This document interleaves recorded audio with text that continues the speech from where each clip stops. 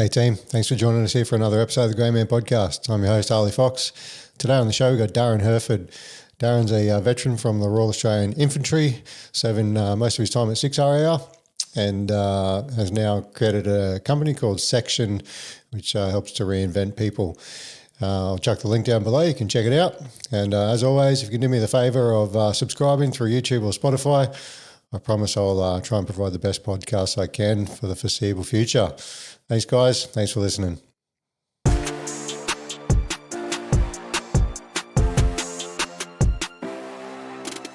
All right, Darren, welcome. Hey, man. Thanks for having me. No worries. Thanks for being here. For sure. Darren from Section. What was it called? Part of the Section? Section. Part of the Section was just the Instagram handle we had to put because Section was taken, apparently, but I haven't seen anything of that brand. Anyway, yeah, Section, basically. Nice. Yeah, cool. So we'll get into that a bit later. So I want to see where you've hailed from and what brought you to this journey in your life, part of your life. Yeah, for sure, man. You a Brizzy boy or? No, so born in Sydney, raised in Melbourne. Yeah. I was always thinking it was COVID that's making this fucking this congestion happen, but now I'm thinking it's the army that's done it. Yeah. Probably Ross River fever or something, Agent Orange or, Oh no, the fucking traffic. Oh yeah. The southern invasion. Yeah, definitely. We did that too. Yeah. Blame Melbourne for everything. Yeah, and the bad coffee culture too. Yeah. Yeah, and I was born in Sydney and then got to Melbourne, I think I was like 4 years old or something, and then stayed there until I enlisted at 27. So yeah. City boy, Melbourne City? Yeah, like southeast suburbs, but yeah, not the sticks effectively. So I guess anything other than the sticks or the country is technically city. So yeah, city kid, yeah. Yeah, cool. What did you grew up with mum and dad and brothers and sisters and all that sort of stuff? No, just mum and dad. So parents separated when I was 13. And then, it was just sort of me and, good relationship with both my folks, like to a point, I guess. Not super close with them like a lot of other people are, but no siblings or anything like that. So yeah, just me. They were pretty amicable with that split? Oh no, not at all. No, not at all. No, it was an absolute shit fight. But look, it was what it was, mate. And all of those experiences have contributed to who I am, both in the good and the bad, and the resilience and the wounding, both of which are present for me on a daily basis. Yeah, right. Yeah, but no, look, man, it's the older I get now and the more sort of personal development work that I do, and particularly my own sort of healing journey, the more I start to see all of those patterns originate from childhood. And the more I read about things like addiction and trauma and behavioral patterns and all the stuff that I try and become well-versed in order to help other people with, the more I see myself and the mirror is held up and I start to see those things like, oh yeah, I actually feel this way because that happened when I was a kid, or I was responded to in this way, or I didn't have that, or I had too much of this, or whatever it is. So whilst it's a educational journey, it's also incredibly confronting to sort of see that. Yeah. It's kind of a good thing about that sort of job role of what you do, even podcasting and just talking to people, having deep conversations. You really sort of, like you said, you put some mirror up to your face and you're like, oh, yeah, I feel that too. Yeah, that's why. Yeah, absolutely, man. And we get that, we get a lot of that from what we do with Section. It's always incredibly emotionally, I want to say, draining for us, being that space to hold other people's emotions. And then when they leave, we start to realize, shit, I actually saw myself in that person or that woman or that man, and the experience they went through and what I helped them realize, I've actually been putting off realizing for myself. So it's equally as emotional for us to be able to be in that space and sort of put off what we're feeling to a point and help them, and then come back to it and be like, whoa, yeah, that's actually there for me too. Yeah. It's the kind of job that you do, you breaking people down, and it really brings out all those strong emotions, eh? Even as an exercise physiologist, when you're working with someone new and you're breaking them down physically, which breaks them down mentally, and you almost become like a therapist of sorts. Absolutely. Yeah, man. And what we do is Yeah, the breaking down part, the physicality of it really is just a vehicle. And as you would know, as an EP, people come to you when they're already fucking broken. They're not coming to you because they're killing it and they just want an extra training program. They're like, this shoulder has gotten to the point where I can't lift my arm and scratch my head.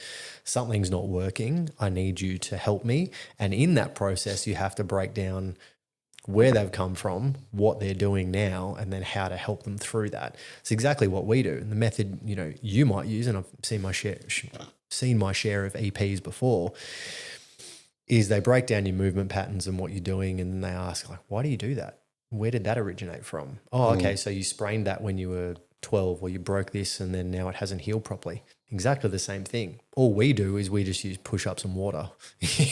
we just hold people in that container until we start to see the emotional version of them being like, hey, I actually can't do this. And we're like, where did that come from? Oh, okay, it was from your childhood, or it was from an experience that you had when you were in the army, or when you were at this job, or in that relationship. Oh, okay, tell me more about that. And then we start to see the originating source of that trauma, and then how that has developed over time to the point now they come to us and they're like, I don't know what's going on, but something's not working. Oh, that thing over there, oh, that was just a thing when I was younger. And then we show them the path that it's taken them on, and they don't even realize where it originated from. The patterns, yeah. It's the pattern, the behavioral patterns, the movement patterns, and they do all these things to kind of mask or cover up or shield an injury. And then they're like, hey, something's not working. I don't know why. Can you help me? I'm like, yeah, no worries.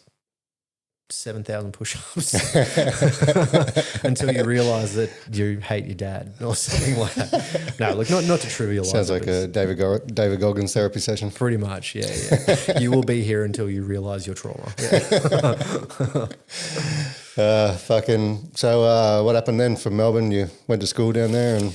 Yeah, so did the school thing. Was a good little private school boy, and did all that sort of stuff, and got in the rowing team and all of that jazz, which was cool. And then went to uni and did the uni lifestyle for a bit, and did an arts degree because didn't know what you wanted to do. Just I needed to do a degree apparently. And then got into health and fitness, became a personal trainer, got my CrossFit certification, a few other certifications through that, and started to realize that I really just wanted to help people, really wanted to just help make people stronger, both physically and mentally. And I was always interested in the mental aspect of it. The physicality people can get, that's just numbers in a training program, but the mentality as to what has people push past where they think they can go, that was always something that fascinated me. I was always interested in like that special forces culture, so to speak. And it probably originated from playing a lot of video games. Like, I'll be honest, I ran a resilience seminar down in Melbourne a couple of weeks ago, and someone was like, why did you want to join the army? And I said, honestly, guns and chicks. And everyone sort of laughed, and I'm like, it's actually not that far from the truth, And they're like, oh, but really why? I said, honestly, probably playing Rainbow Six when I was like 10 years old. I'm just like, this is awesome. And it wasn't until like probably my third selection when I was just like, I actually started to articulate the reason why. And it was, I wanted to be part of a unified team of highly trained and motivated individuals who worked together to achieve a common goal, or something like that, in those not exact words. But as I was growing up and started doing personal training, I realized that I wanted to like educate people. I wanted to help them push through. And again, as I got older, I started to realize that the reason I wanted to do that was because nobody really helped me do that. I kind of had to like fumble my way through it myself, sometimes successfully, sometimes not successfully. But I wanted to be the person for other people that I wish I had growing up, and again, as I dive deeper into like personal development and men's work and all that sort of stuff, I start to see, particularly with the other people that I work with, that a lot of things that we do as people are to rectify, overcome, fill in what we never received. So we get to fill up our own cup by helping other people achieve the things that we wanted to as well. Yeah, true. So yeah, the personal training did that for, I think it was about 4 or 5 years. And then was at a point I was in a band as well, and, doing pretty well with that. What sort of band? it was like a heavy sort of prog rock band, which was kind of cool. We liked it. And What did you do? I was a drummer, so still am. Been playing for about 25 years now, which is cool. Yeah, So right. still bash things away when I get the chance.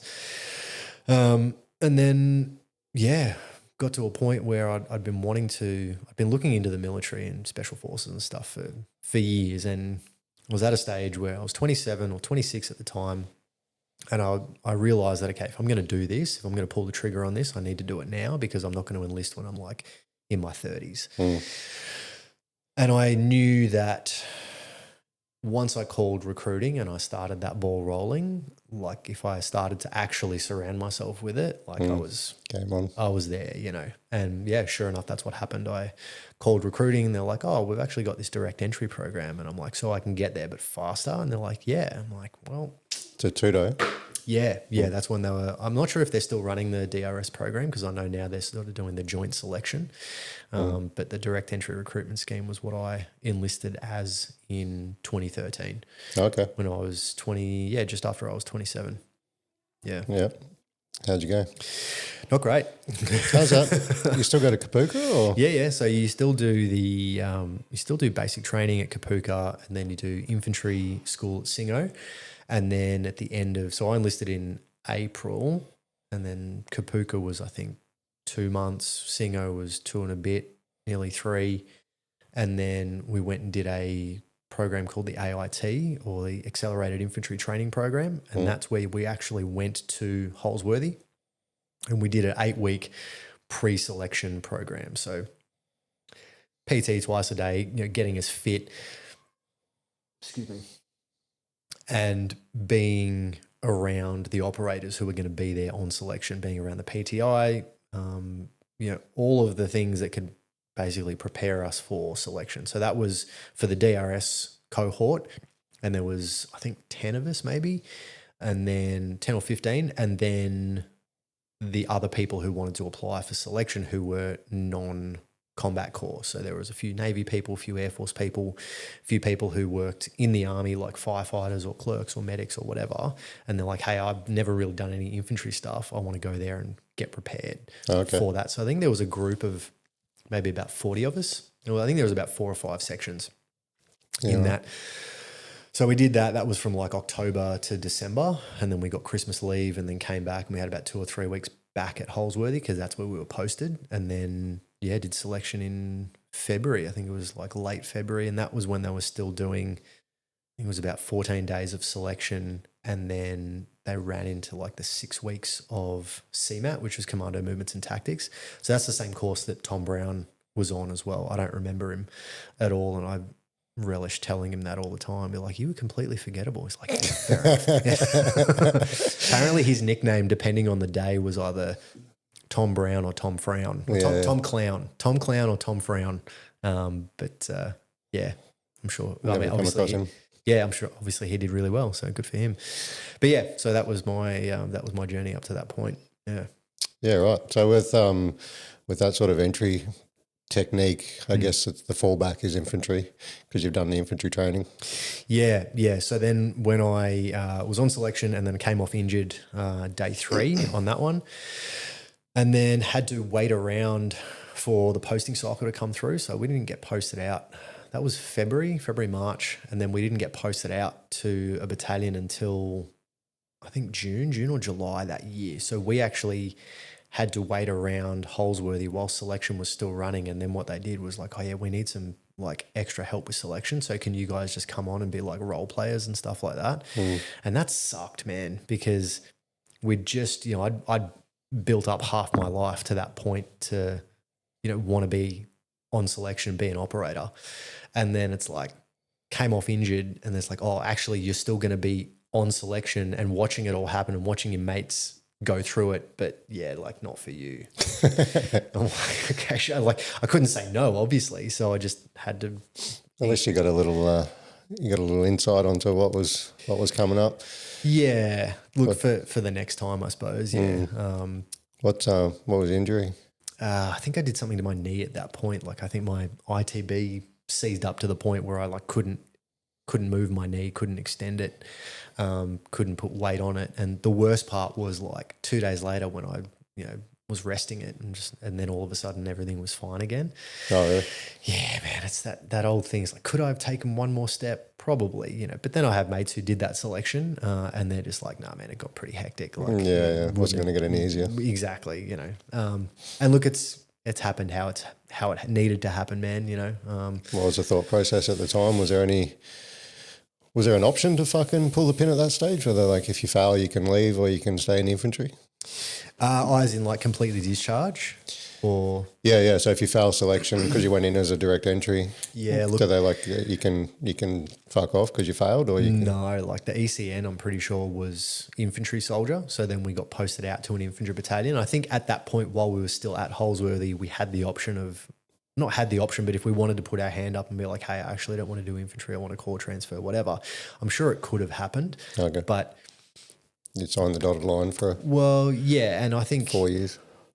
In what I've noticed in the infantry is like we're not told any of that stuff. You know, like somebody doing a corps transfer in the infantry is like, oh, how'd you do that? It's like, I don't know, I just asked. Whereas I've got mates who are like in the Navy. The form. Yeah, exactly. I had mates who are in the Navy or who are in other corps or other services. I'm like, oh yeah, I just salary sacrifice, so I got a new car. I'm like, what? What do you mean? Salary sack? That's something that corporate people do. Like, no, man, didn't they explain that to your basic training? Like, no, not at all. They didn't explain anything other than how to shave out field and why it was important. No. Why would they tell us we could salary sacrifice? What even is that? We're not here for the money. So I'm sure that could have happened, but it didn't cross my mind, man. I'd waited half my life to train to be in the army and be a special forces soldier, and that was what I was going to do come hell or high water. So you were thinking like, fucking, it's just a setback. I'll come back next year. Yeah. So I wanted to come back. I think they ran another selection later that year. And if not, then it was the following year. But once I got to 6RAR, I was told within a few weeks that I basically wouldn't be able to reapply again until 2016. So that was June or July 2014 at that stage. And because of the cycle of the battalion, we were getting ready to be the RBG, the Ready Battle Group. So the CO was basically just like, no, I need all hands on deck. No one's going for selection, this, that, and the other. Yeah, right. And I think at that stage, that CO was not well liked, and he had a lot of people wanting to do that and didn't sort of have many friends, but he's a CO, he didn't fucking need to make friends, So yeah, I was told pretty unceremoniously, like, hey, you can can those dreams for a couple of years, here you go, eat dicks. And I did not take that well, and I think I spoke about this previously on another podcast, but I was really quite arrogant at that point, and it wasn't until I probably got out of the army or certainly later in my career that I realised that, I definitely had this air of like, I'm a bit older than everyone here. I didn't sign up to be a regular grunt. I'm special forces material. And yet I walked into that battalion just not wanting a bar of it. And I deeply regret that for two reasons, because I wasn't able to see properly the caliber of people and professional soldiers that were there. And the flow and effect of that was me actually not learning the skills that ultimately probably would have had me succeed the next time I went for Special Forces selection. Yeah. Which was in 2016 when I was BOSed. I got removed 2-3 days before the end, whilst they were doing DMARC. It was like, hey, we're now in the final phase. The next 3 days is where we basically see your character. And as they woke everybody up, they called out 5 or 6 numbers and like, right, you guys are off, see you in the morning. And everybody else went on to finish DMARC. And then, I was told basically at the end of that, it's like you just failed too many of the stands. Your soldier skills weren't up to scratch. Yeah, right. So if you were fucking going hard at 6 for those couple of years, you would have had all of that squared away. Exactly. If I, I had this moment with a good buddy of mine where the week that we got to the battalion, it was the battalion ball, and I got there, and as infantry soldiers like to do, they like to get on the piss and, and just blow off a bit of steam with their mates, and like, awesome, right? All for it. But I got there and I had this look on my face. I'm just like, I don't fucking belong here, and I actually walked out, and my buddy, to his credit, he followed me out and he's like, what's going on? I'm like, man, I didn't sign up for this. I don't want to be here. I don't want to do this. I don't want to be around this group, these type of people. And he looked me square in the eye. He gave me a bit of a chest poke, and he's just like, listen, man, there are a lot of good men in there and a lot of professional soldiers that we can both learn so much from. But if you have this attitude that you are better than them, this is going to be a real shit time, and ultimately you are not going to get what you want out of anything here. So you need to make a choice. If you're in, then you're in and we're in this together. But if you're out, then you need to go about that process of getting out. And I was like, fuck, okay. So I sort of had that slap in the face, and it was the best thing that could have happened at that point. Yeah. Did I take that advice? Obviously not. Obviously not. But it was necessary at that time to just kind of knock me down a peg, which I fully admit now. And again, it took me until probably after I got out of the army to really realize that, wow, I was actually really arrogant. But I not outwardly, definitely wasn't the guy that walked around thinking he was all that, but certainly internally my mentality was like, I'm better than this, and that showed up in my character and the work that I did or didn't want to do when I was in the battalion as well. Fucking hated digging. I mean, I only ever met one guy who was just like, yeah, let's fucking dig a hole. Let's do this, right? And he was a labourer beforehand. So it was like, dig a hole. Yeah, fucking he dug a whole stage 3 pit on his own and just fucking did it with a smile, right? It's fucking weirdo. But, little things like that, I'm just like, no, I'm not here to dig. Yeah, man, but that was the journey. That, I needed to see all those things to sort of get me to where I am now. So what did you do in those 2 years? You between selections? Yeah. So between that and getting buzzed, you do some specialties and stuff, or kicked around a rifle company. Kicked around a rifle company, got offered the recon course at the end of 2014 for the start of 2015, which my sergeant came up to me and sort of recognised I was a bit older, a bit more mature, came from that sort of DRS background. I was like, hey, do you want to have a crack at the recon course? I'm like, fuck yeah, I do. Let's do this. Again, another path to SF. Fuck yeah, let's go. And it was just an absolute shit fight. Again, just was not mentally ready. Was in there with soldiers who'd been there and been doing that for 2-3 years. They'd been to Malaysia, to Butterworth. They'd been to multiple field exercises. They'd been in the suck. They knew how to have a good grasp of their basic fundamental soldier skills. They'd done hard shit for extended periods of time. They'd gone through that mental process of just like, okay, I'm here now. I just need to learn how to deal with this and assimilate new skills. And I hadn't, despite my age. I turned 29 in the middle of that recon course. I was very immature, very much a victim, like I was just I was a kid, and again, it embarrasses me to say that, but that's part of that process, is really coming to terms with who I was and how I showed up. Went through a breakup in the middle of that course as well, and that just, I allowed that to really derail me as well. So just everything that could have gone wrong did go wrong in terms of the mental state, the circumstances, all that sort of shit. Consequently, failed the recon course. And then I think it was like that week or within 2 weeks of me getting back, I think I forgot to salute the CO in the boozer. And exactly. My understanding was we didn't have to salute the CO in the boozer, but apparently this CO we did. And then there was like the angry dog CSM who was, on the pole of the CO at the time, just fucking knife-handed me like this and then just dragged me outside, and then he reported me to my CSM, and then I got marched and made the whole thing. And then I was doing drill after work for like 3 nights with my secco, and he's like, can you not fuck up again because I want to go home? And I'm like, yeah, sorry, man, didn't think about that. And then I got like a hernia and I had a surgery. That was 2015. 2015 is the year from my career I would prefer to just kind of just like backs. And just like, let's just leave. What did you do then? Oh, I don't really remember actually. I'm sure it was fine, but no, it was not fine. The whole year was just a fucking shit fight. But again, I take the lessons from those tremendous and spectacular failures and be like, all right, well, no, that was me. That's what happened. How do I show up better? What was going through your head at the time? Like planning for the future, or just?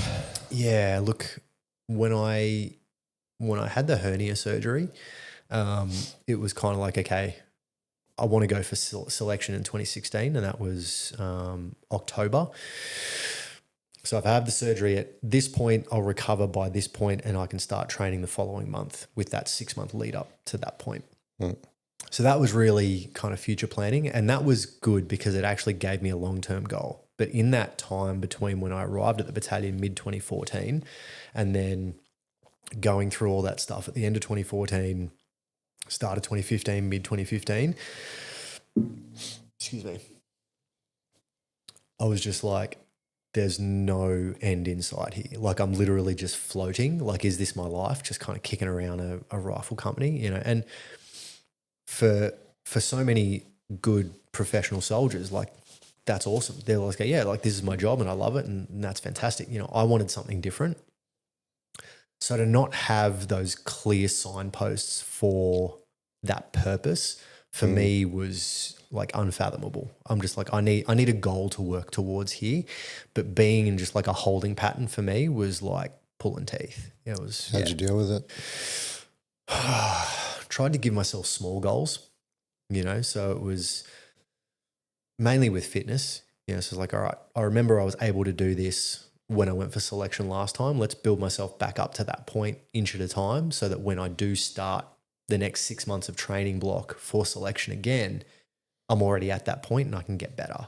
You know, what's going on with my body? All right, my shoulder's feeling a bit clicky. All right, let's get that sorted out. You know, I had a focus outside the army as well. So it's like, what do I want to do outside of this? What do I want to do on my weekends? Do I want to sit in my room all day and play video games? Sure, sometimes. Do I want to go out and see a movie? Do I want to start reading a book? You know, I started playing drums again. I sold all my gear before I enlisted. And then, yeah, it was probably about 2015 where I was like, hey, like, let's just get a new drum kit. I got like an electronic set of drums. So it's like, all right, let's get back to that sort of performance standard again and start practicing, start playing, start enjoying ourselves and enjoying myself and realizing that there's a life outside of this big goal. You know, not realizing, and didn't realize this until just before I got out of the army, not realizing that I'd actually created, I'd collapsed my identity with the job of becoming a Special Forces soldier, which ultimately led to a pretty significant breakdown sort of after I came off my third selection, like a full ego death. But my mentality at the time of getting through that sort of holding pattern was, I'll do this so I don't go crazy for when this comes along. Okay. It wasn't actually fully sort of letting go of that. It was, I'm just doing this stuff to pass the time until we go for this again. Sounds like pretty healthy fucking coping mechanisms. Rather than drinking yourself to death or... Yeah, look, it was not the worst thing to do. Definitely not. And it got me through the time when I needed it to, which was good. Yeah. So you how'd you get picked up for the second selection if you were fucking not performing as well as you could have?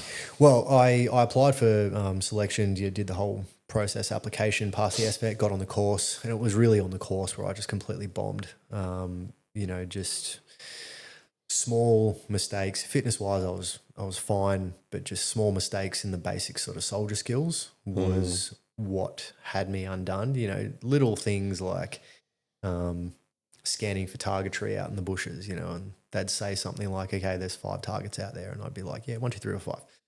And they're just like, are you sure you found them all? I'm just like, yep. Are you sure? Yeah, you said 5 targets. There's 5 targets out there. Okay, go back out. Hey guys, how easy was that 5 targets? What do you mean? There's like 12 of them out there. Like, what do you mean there's 12? They're like, they said 5, but there's you didn't have a look. I'm like, no, they said 5. Little things like that. You know, and just some of the other tests as well. You know, they got us tying knots underwater at like 4 meters depth or something, and I was just running out of air, and you know, little things. They just kind of stacked. You know, there was no monumental failure, but it was just a lot of them. Too many reds. You know, and they're just like, all right, you're not ready for this. You know. Yeah. So how'd that fucking kick in the teeth feel? Yeah. Second time after you've just spent 2 years kicking rocks waiting for it? That was probably going into each selection felt easier. Coming off each selection felt harder. The first one was a pretty big crash because it was like, over half my life building to that point, only to realize that my body had let me down. The second one, there was that impending fear of what if I'm not good enough? Now that I feel more physically prepared, what if they tell me I'm not good enough? And then they did, pretty unceremoniously. And then coming off of that, having that fear realized was this incredible wave of actually I'm not good enough. Actually, I had this saying, it's like, I'm not going to pull myself off because I'm worried that I'm not good enough. I'm going to let the people who are good enough tell me I'm not good enough. And sure as shit, they really did. And look, I got good feedback, which was, you failed this, you failed this. We noticed this, it was like, we noticed a pain face when you were in the pool, you did the pool session, that sort of stuff is stuff we look for. It's like, cool, good feedback. Still didn't hurt any less. But then, went back and had to just kind of deal with that, really just like, yes, I wasn't good enough, and had a pretty good support network around the time. Had a girlfriend at the time, had a bunch of mates, and despite the shit talk around the battalions, there's always a lot of people that I found wanted to see me succeed. And I don't want to speak for other people, but I'll make a general statement. There's always a lot of people that want to see you succeed, whether people are wanting to go for SF or not. I always remember a good buddy of mine. I came back from selection and I showed up for work on the first day after I took a few days off, and he just looked at me. He's like, no. No. I'm yeah, man. He's like, fuck. And there was a part of me that's kind of like, oh, okay, people actually do give a shit, which was kind of nice. And it was nice for somebody to show that. But it still fucking sucked. Yeah. And like any good professional soldier, I set immediately about working on the weaknesses. So I was like, okay, well, better work on my shoulder strength, better work on my pain face, this, that, and the other. And the soldier skills, really just dove into all of that sort of stuff. And then at the end of that, kind of had to ask myself, okay, is this something I actually want to do? Do I actually still want to go for this goal? Because you've got 2 failures under your belt now. What's the what do they say when you leave that second time? Like they give you a time frame of when you can reapply, or no? They said, look, we're pretty happy. Like the DRS kind of thing didn't really count because I didn't sort of apply for selection, like everyone else, like the normal. Just pull that a little bit closer. Oh yeah, sure. How's that? Yeah, the DRS time that I enlisted didn't really count because I didn't sort of apply for selection like most people. Okay. So that was kind of like a freebie, and after the first time that I failed, which was technically in 2016, my second selection, they're like, look, we're happy to have you back, like come back, you showed good promise, work on those soldier skills, basically fitness wise, you were fine, so yeah, went back and did that, and then decided probably around 2017 that I actually wanted to go for SASR.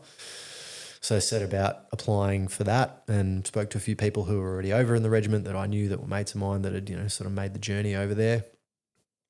And yeah, decided that was going to be the next thing. And not really sure why I thought that would be something, I don't want to say better, but I think I wanted something different. I'd been around, I guess, the fanfare of 2 commandos since I enlisted in 2013, since I went to AITs and all that sort of stuff. And yeah, I think I just wanted to try something different. So I went for SASR and really, dove into sort of what they were about. And yeah. How long did you have back at the battalion? Another probably just under 2 years. I think I got back end of October, start of November.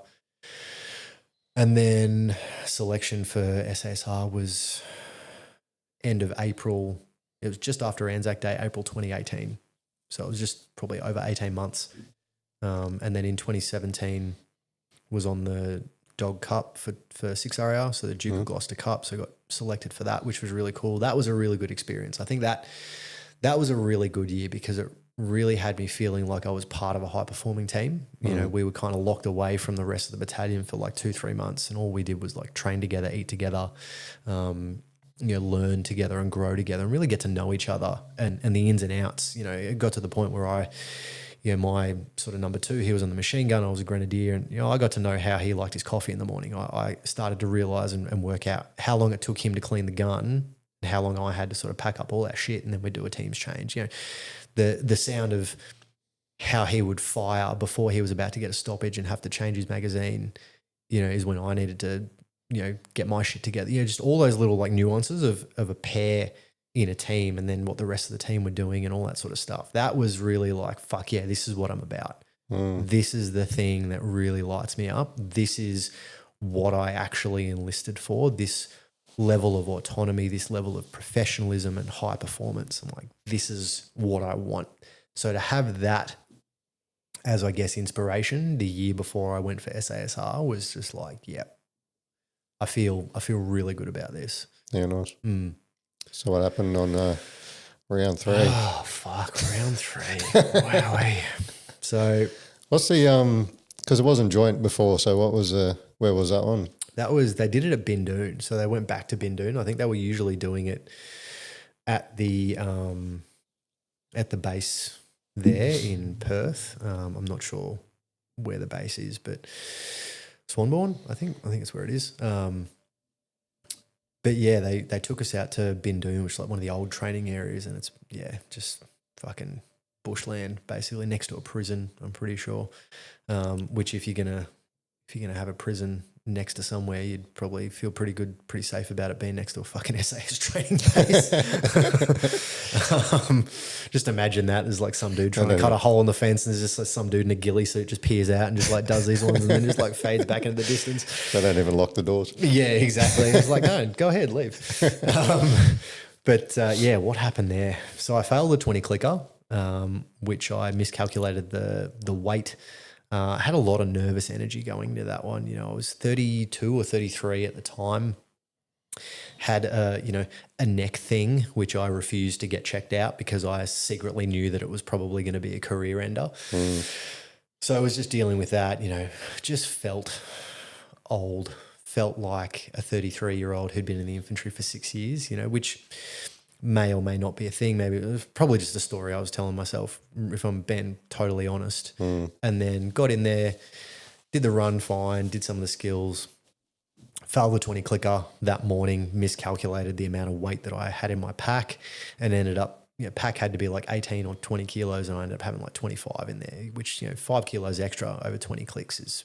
You feel it. You fucking feel it. Like you feel every gram. Well, that's just it, and... look, again, bullshit stories. I miscalculated. I didn't prepare. The fucking course was, it had sand in it, and there was uphill and there was downhill and blah, blah, blah, blah, blah. Basically, I failed. I wasn't good enough to complete that. Then that day we had a whole bunch of different skills testing that they would get us to do. So we had to, make a pulley system out of, some ropes and a cable pulley and, a fucking leaf and a paper clip or something like that. Then we had to like create fire from kangaroo shit and the little stick things, and then we had to rig up a parachute harness, and then this and this and this and this and this. And about halfway through that day, we were tying knots on like a line, and one of the DS was like, I don't know, 65. What's the benefit of this knot? I'm like, well, the benefits are this, this, and this, and it can be used for this, this, and this. And he just like knife handed me like, no, the benefits are this and this, and it's used for this and this and this. Didn't any of you fuckers do the pre-reading? And in that moment, time slowed down. I floated outside my body and I looked at what I was doing and I said, I don't actually give a fuck about knots. Like I don't care about that. I don't care about a pulley system or a parachute harness or lighting kangaroo shit on fire to keep me warm. Like I just want to fucking do the cool shit. And all of this is part of that job, and I actually don't give a fuck about it. And then I floated back inside my body, and that feeling just fucking went and it just fucking landed. And I'm like, I don't actually think I want to be here anymore. You said that out loud? It was screaming in my head. It was just like, I don't think I can be here. I don't think I should be here. I felt like I was going to be a liability in that training program if I got through selection, and I was staring down the barrel of having to redo a 20 clicker. If I got through, I didn't want to be in a position where I was doing one course of cool shit and then another course of this fucking sucks and I actually don't care about it, right? Looking back on it, maybe that's just a bullshit story. Maybe I just fucking bitched out, right? I'm open to that as well. You know, the jury's still out now, fucking 7 years later, and there isn't a day or a week that goes past where I don't think about that and what was actually going on for me. But ultimately what happened was I just fucking checked out. I was fucking, that's it. Well, I guess I can't unfeel this feeling anymore. You know, and we got to the end of the day and 2 or 3 mates who were on the course with me, we sort of made a pact, which was like, hey, if anyone's feeling like they want to pull the pin, get the group together and let's talk it out. Let's hash it out. And I said to one of my mates, hey man, I've had a pretty shit day. I'm thinking about pulling the pin. He said, all right, do you want me to just sort of hear you out, or do you want me to talk you out of this, or, you know, where are you at? And I'm like, look, I'm open to be spoken, you know, to be talked out of this. He's like, all right, you had a shit day. There's going to be a few more of these. You know, we've got 17, 18 days left. This is going to happen. We've trained for this. We've mentally prepared for this. You know, what are some of the strategies to help get you through it? And I sort of spoke to him and everything that was going on for me and just said, look, man, I don't think I want to be here. I just don't want to do this. I don't want to do selection, you know? And he was like, okay, do you think you're done? I said, yeah, I think I'm done. He was like, all right, man, we're still bros. You know, I'll see you when I'm looking at you. And that's that. And we, you know, high-fived and hugged it out and walked up to one of the DS and, said, sir, I want to hand my card in. He's like, all right, come over here. And he spoke to me. He's like, right, you know that once you pull that out and you sign it and I sign it, your journey's over. I'm like, yep. He goes, are you sure? I said, yeah, I am. And he like looked me dead in the eye. He goes, are you sure? And I'm like, yes, I'm sure. He's like, all right, sign it. All of a sudden, it's fucking, this is Jono from fucking wherever he's from. He's like, hey man, I'm Jono, whatever, you know, what's your name? Darren. Yeah, cool. Where are you from, Darren? I'm 6RA. Yeah, all right. Hey, tell me what's going on, bro. I'm just like, fucking, all of a sudden the weight's lifted off. I'm a human again. You know, I'm saved from the awful, you know, selection kind of process. And yeah, we just sort of chatted about it and I told him what was going on. He goes, look, man, this job, this selection, this is not for everyone. And that's totally okay. This job shouldn't be for everyone. What it's designed to do is show you who you are and show us who you are. And it's done that. And that's okay.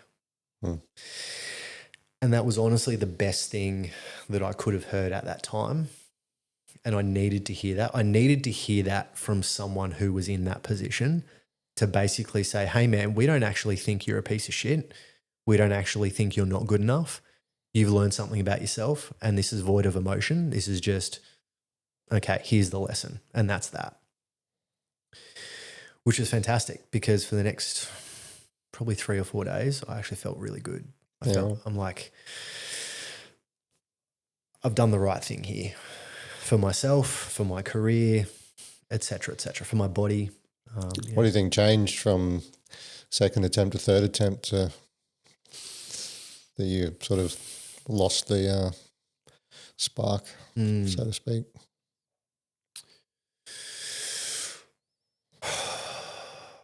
What changed?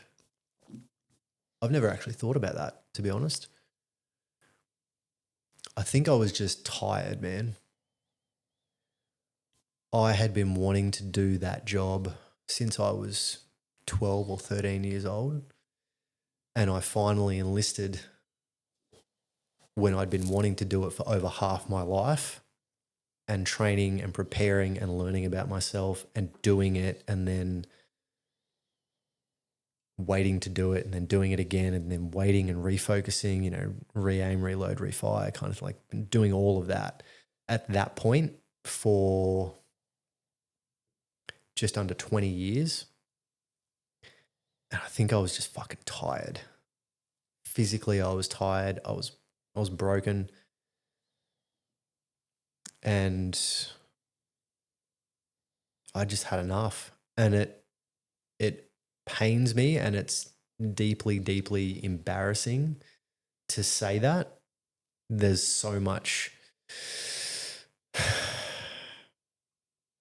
there's a lot of shame associated with that for me, you know, and that really triggers this imposter syndrome, particularly given what I'm doing now.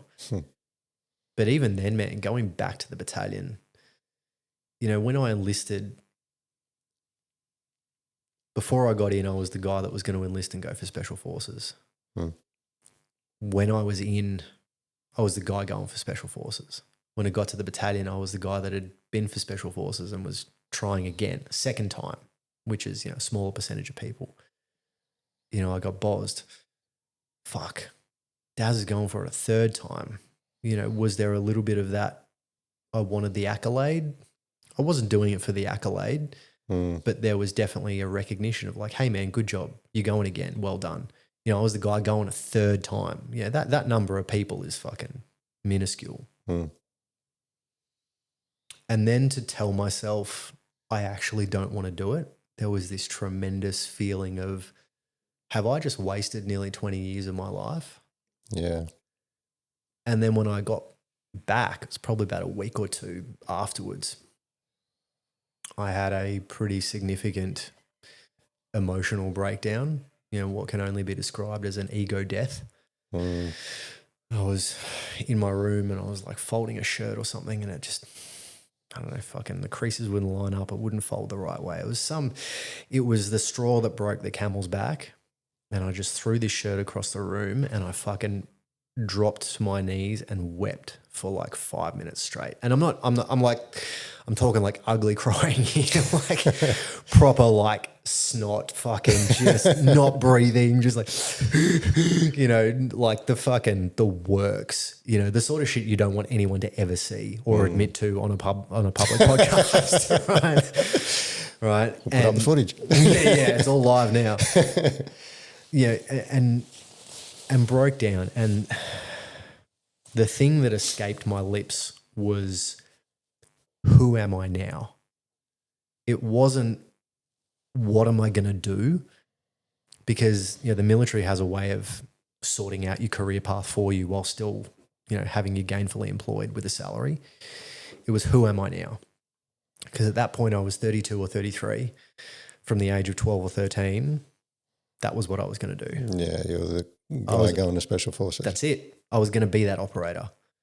And then all of a sudden I wasn't. So who the fuck was I? I had absolutely no idea. I had conflated ultimately what was a job with my identity. And it was interesting because after I got out, I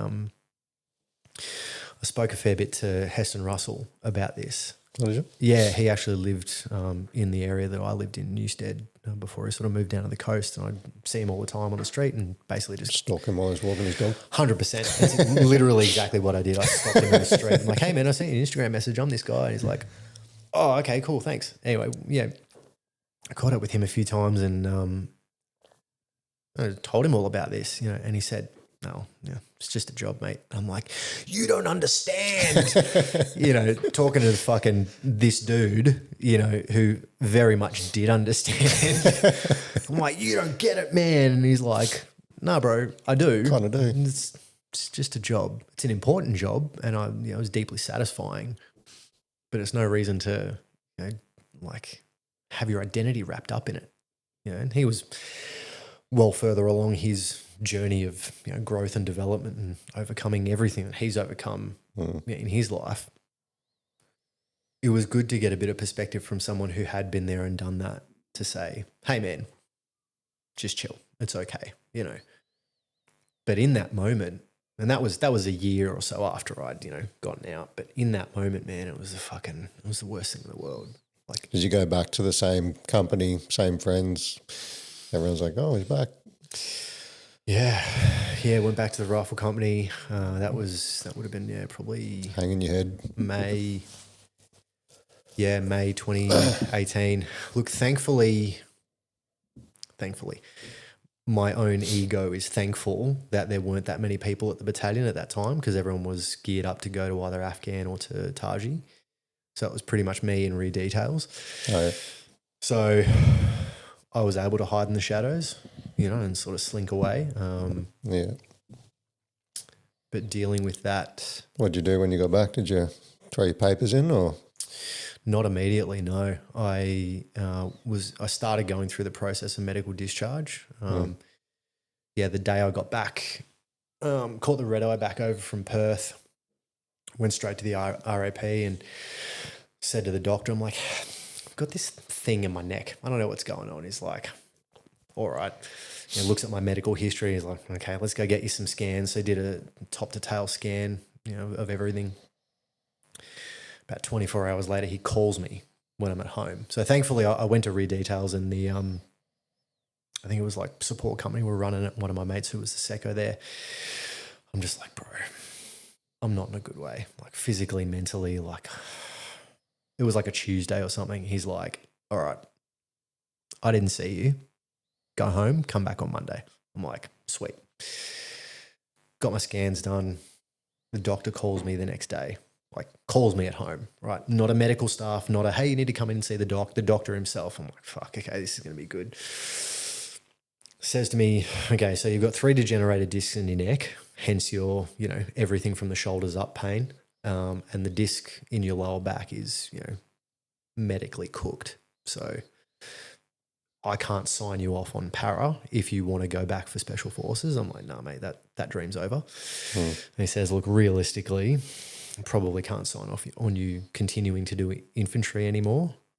Knowing that this is here, if you get injured wearing a helmet, doing, combatives or whatever, it's a liability thing. We can kind of fudge the paperwork, but realistically, it's probably not smart. Have you thought about a medical discharge? I said, no, I haven't. He's like, all right, come in. We'll go through that process and have a look. And then got that ball spinning up. And then, probably a month or so after that, thankfully got sent to the combative centre and, spent the last 6 months of my employment there, which was really good, playing under big boys rules with a guy who was ex-2 commando running the combative centre. Yeah. Being able to message the boss if I'm running late because of traffic or sort of like, hey, boss, I'm going to go do this thing. Do you want to brew? Like, yeah, no worries, no breezeway time, just practical focused work when there was no practical focused work. Okay, fucking go do your admin, do whatever, not this like, I didn't see you, stay out of sight. It's like, just, you got nothing to do? Yeah, it's 3:00, go home. Yeah. Whatever, which was adult environment. Well, that's just it. And it was a good thing to have while I was still dealing with all that sort of stuff. But realistically, there was a part of me that was kind of putting off properly dealing with it because I didn't know how. So I just sort of have this lifestyle job. And it wasn't until I really got out that I properly started processing all that sort of stuff. Yeah. On your own, or you go get psych support? Yeah. Or an ESO or something? Or? No, look, I didn't do anything through the army in terms of psych. I had a really good team leader at one point who'd been in for sort of 20 odd years and been there and done that. And I said to him, this was before I went for selection. I knew there was some stuff that I was having trouble with that I wanted to, get help about. And I said to him one time, I'm like, look, as a mate, speaking to a mate, not as a corporal to a digger, if one was to want to get help for something in a psych capacity and that same person was going to go for selection within the next 6 to 12 months, would one be better off keeping that off the books and paying for it or going through channels inside so it's covered? He goes, outside. I'm like, okay. And that was it. Like that was the conversation. Yeah. And he would check up on me afterwards and be like, hey man, how's that stuff going? I'm like, yeah, good, whatever. But that was the advice that I got, and it was like, he spoke to me afterwards and he's like, look, man, if you go outside, there's little to no chance that anyone's going to find out about it and your career is safe. As much as they want to help you and want you to get support, ultimately it is a tool or a chip they can use against you for whatever reason. You come across the wrong LT that decides to have a look at your application and have this thing that you've been doing and go, no. And they unfortunately have the power to do that. So yeah, as much as there's the supportive tools around us, or were the supportive tools around us to get help, experience had shown from other people and from stories that weren't really there to support you. Yeah, for sure. Even in a rifle company, not just for high level shit. Yeah, man. You know, and this is something that I've sort of realized when I was actually at the wake of a guy that I knew that took his own life from 6RAR, was that as soldiers and combat corps soldiers and infantry soldiers, we become masters at hiding our injuries. Physically, mentally, emotionally. So it tracks that we leave everything, you know, behind closed doors, say nothing, do nothing until the point where, oh, actually, I need a fucking knee reco, or actually my mental health is completely fucked, or whatever it is, you know. I had a conversation with a guy at that wake as well. I said, hey, man, how you doing? He's like, oh, yeah, fucked. I'm like, oh, okay. Sorry to hear that. What's going on? He's like, oh, yeah, my fucking missus has turned into a meth addict and she's keeping my kid from me, and I put on fucking 15 kilos and we're doing op COVID and op flood assist, and fucking life is fucked. I hate being here in a rifle company and putting me on a sergeant's course, yada, yada, yada. Oh, yeah, but no, like, it's all right. But also, nah, it's pretty fucked. I'm just like, dude, that's actually really awful. He's like, oh, yeah, you know, it is what it is. Yeah. I was like, dude, we're here at the wake of a guy that just killed himself because of all this stuff. Like, at what point do we take those tongue-in-cheek statements seriously? Because the biggest thing I hear from people who have loved ones who, like, so someone takes their own life, and the first thing I always hear from the people around them is, we had no idea. Yeah. And we get these fucking masturbatory suicide awareness briefs. Check in on your mates. Are you okay, Dave? Fuck off. Fuck you. Are you okay? Yeah, I'm good. Fucking meanwhile, I'm hemorrhaging from the arm and fucking neck's like this. No, I'm fine. No, I'll crack on. It's all good. You know, applicable with mental injuries as well, emotional injuries. We become so good at hiding these things and masking them, or acknowledging them and then just fucking pushing on anyway. And then we're sitting there at the wake of a man that took his own life because people were doing the checks and it was saying everything's fine. Like, it fucking blows my mind, you know? And yeah, it didn't land until that point, I think, you know. And I've been fortunate enough to not have known too many people who've been in that position and taken their own life. But I've known quite a few who have wanted to, who've been hospitalised for it. You know, one of my own crew sort of, you know, went AWOL for maybe 3 or 4 months. And then I think I messaged him, we had a chat, you know, hey man, I haven't spoken in a while. How's everything doing? He's like, oh, pretty shit. And I'm like, fuck, okay, what's going on? He's like, oh, I was actually in hospital, like tried to kill myself a couple of times. I'm like, fuck, bro, I had no idea. I'm so sorry. He's like, oh, you didn't do it. I'm like, no, I know, but like, there's this feeling of what could I have done? Yeah. And there's this feeling of powerlessness of, even if I checked, even if I called, even if I showed up, you know, like, what more could I have done? What more can be done about this? And that's the thing that really got to me. Well, like you said, it would have been, yeah, no, I'm good. Yeah. No, I'm feeling a bit shit, but yeah, I'm okay. It's usually the case of, I've done a fucking couple of suicide courses and stuff here and there, where they say someone that's going to do it, it's usually the ones that don't let on at all.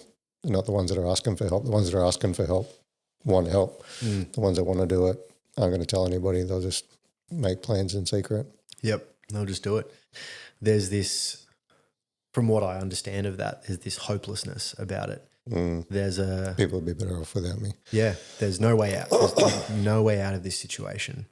And the world and the people closest to me would be better off without me. I am a burden. And there's a deep-rooted belief about I'm a burden and I need to relieve that burden for other people. It's almost seen as a selfless act. Yeah. Yeah. You know, and there's all the sayings about, you know, I'd rather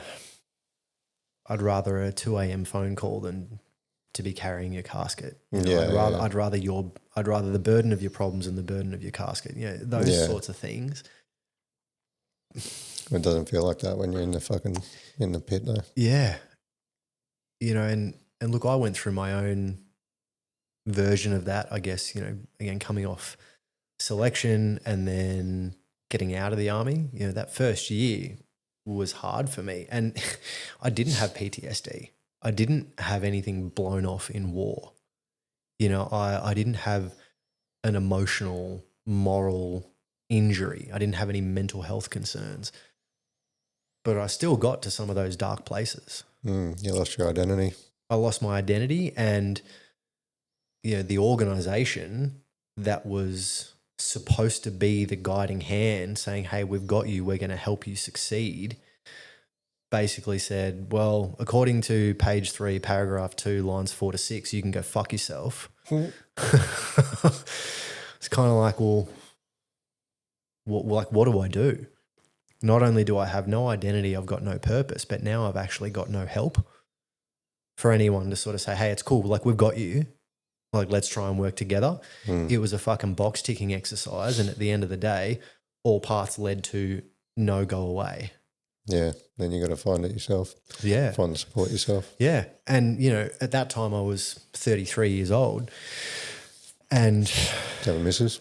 I did at the time, yeah, and I was incredibly grateful that I enlisted later in life, that I'd had a bit of life experience to be able to get me through, because I can't imagine what it would be like for an 18-year-old who's done his 4 to 6 years, gets out at the age of 22 or 24, has done literally nothing but school and the military, and fucking doesn't know what to do with himself. Yeah, that's it. They didn't have an identity until they joined, and then that became their entire identity. And then they're unceremoniously told to fuck off and sort it out. Yeah. Like, And given some money so they can afford to sit at home and play PlayStation, and given free weed to sit there and fucking punch bongs and just get real fucking sad. And end up in the fucking comment section of a fucking Instagram post. You know, and again, like, I get it, hurt people, sure. But like, there's something missing in that process where there's identity, and then there's no identity. There's purpose and there's no purpose. And the task of the organization, and I think we know which organization we're talking about, is to have that guiding hand to say, let's work with you, as opposed to we're going to tick all our boxes so that we're not liable. And that's what that whole process felt like. We're going to give you the help that we deem worthy, and we're going to deem it worthy so that we can give you the minimum viable assistance to get you, you know, not shitting yourself and at least getting ramen noodles for a week.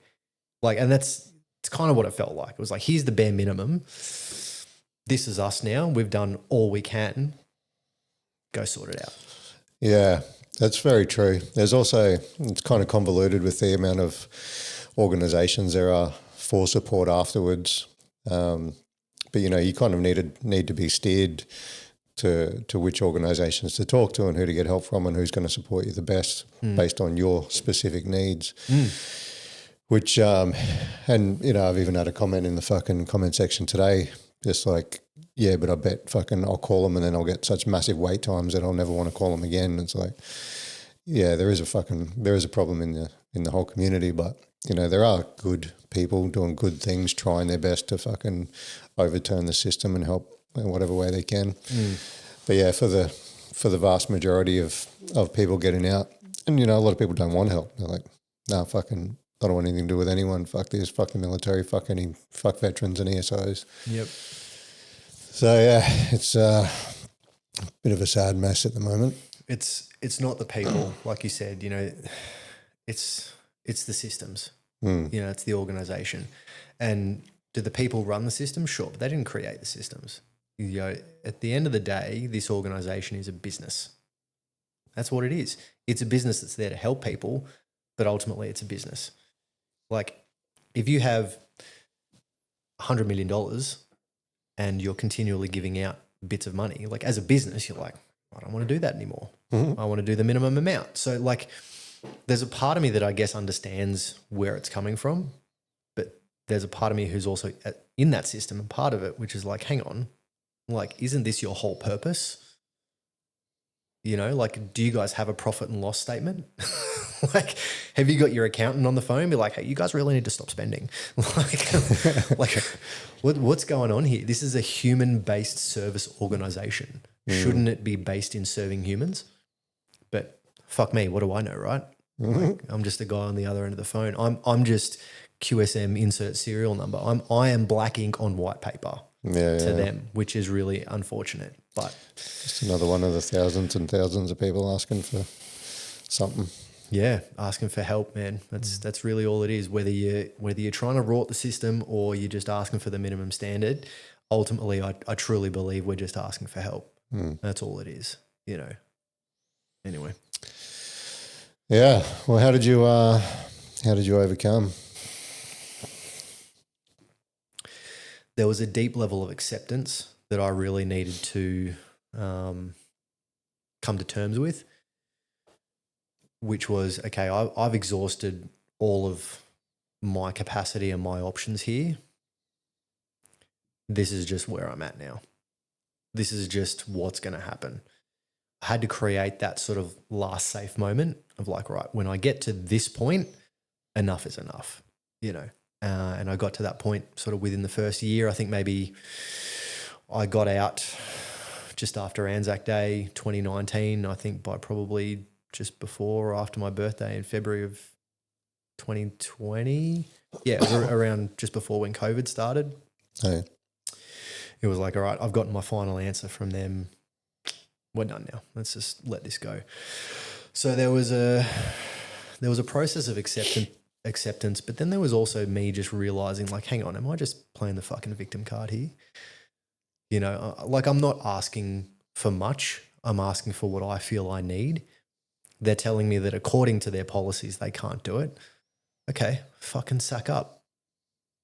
They're not going to pay for your uni degree because technically you got one already 15 years ago and whatever. Okay, fucking self-fund. You know, they're not going to give you X amount of money. Okay, fucking do something else. You know, rework your budget.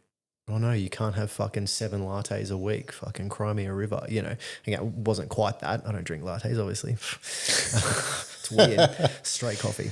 But yeah, I had to hold that mirror up to myself, which is like, cool. You've had your first year out now. Okay, cool. You've sorted your life out. You've given yourself a new purpose. You know, went back to uni. Stop being a fucking victim. Right? Pull your head out of your ass. Be the professional soldier that everybody else on the outside thinks you are. You know, and that was like, oh, fucking all right. Yeah, better like pull my socks up and be that guy. Which was helpful to, I guess, still retain part of that identity, knowing that I didn't have to be the army guy all the time, but when it was necessary, I was able to dial that up or down or flip that switch. Necessary for discipline and purpose and stuff. Yeah, necessary for so much. You know, going to uni and given an assignment that's due in 2 months and doing it in the last week, you know, pulling all-nighters 3 days before it's due. Again, first world problems, but it's like, all right, I can do an all-nighter. At least I'm not fucking outside and it's raining. You know, like I can do this. It's fine. What I experience so much of people who leave the military or first responder jobs is in that process of moving on and going, this was my identity over here, and now this is my identity over here, they feel that there needs to be this complete dissolution and letting go of that, their previous identity. Right? I was in the army. I was a military person. I'm not that person anymore. I see this a lot with the work that we do with Section, is people having that sort of identity crisis. They don't need to completely, well, I'll speak for myself. I didn't need to completely dissolve that part of me. I needed to realize that that was a part of me and that that was okay. And at that time I was doing the best that I knew how to do, and it was extremely functional for what I needed at that time. Now I'm over here, I can still use parts of this one. You know, I can still use that discipline in the gym, in, you know, maintaining my mental health, in, you know, the work that I was doing in uni, in starting a business, whatever it is. I can still go, all right, cool, I've got this much work to do today. I'm on. Don't disturb me. I'm locked in, right? Letting go of, letting go of that part of the identity doesn't make me weak or soft or anything like that. It's just realizing that not all of that serves me anymore. It's not functional for me to be a militarized, disciplined soldier in Civvy Street. I can take the best parts of that and utilize it when it's necessary. So much of what we see with people when they are trying to overcome, you know, a past identity is they feel that by letting that go, they'll lose their edge. Oh, yeah. You know, if I let go of my trauma, right, this trauma has propelled me to incredibly successful heights in my business, in my relationships, in, you know, what I've created in this empire, whatever. And it was born of a wound, right? If I heal that wound, if I let it go, if I make peace with it, if I integrate it, I'll lose my edge, right? What they don't realize is that the wound and that edge that they think it is actually what's stopping them from going further. Right? It's the thing that has them feeling dissatisfied with all of their success. It's the thing that has them feeling more. I've done this thing. I've reached the mountain. Great. Where's the next mountain? Let's go again. You know, and I've come to this process in the last year or so where I have to look down the mountain. You know, climb the hill, got the success, got the achievement, hit the milestone, whatever it is. Take a second. You know, Breathe it in. Check out the view. Have a look down the mountain. Fuck, look at where we've come from. Yeah. Yeah, look, remember the struggle that you thought was a huge struggle a year ago, 2 years ago? Look how far down there it is. You know, not because of this constant need for finding the next edge and the next challenge. Just be there. Just be with it. Yeah. Don't think about what you haven't achieved yet. Think about what you have achieved in the last 2 years. Yeah.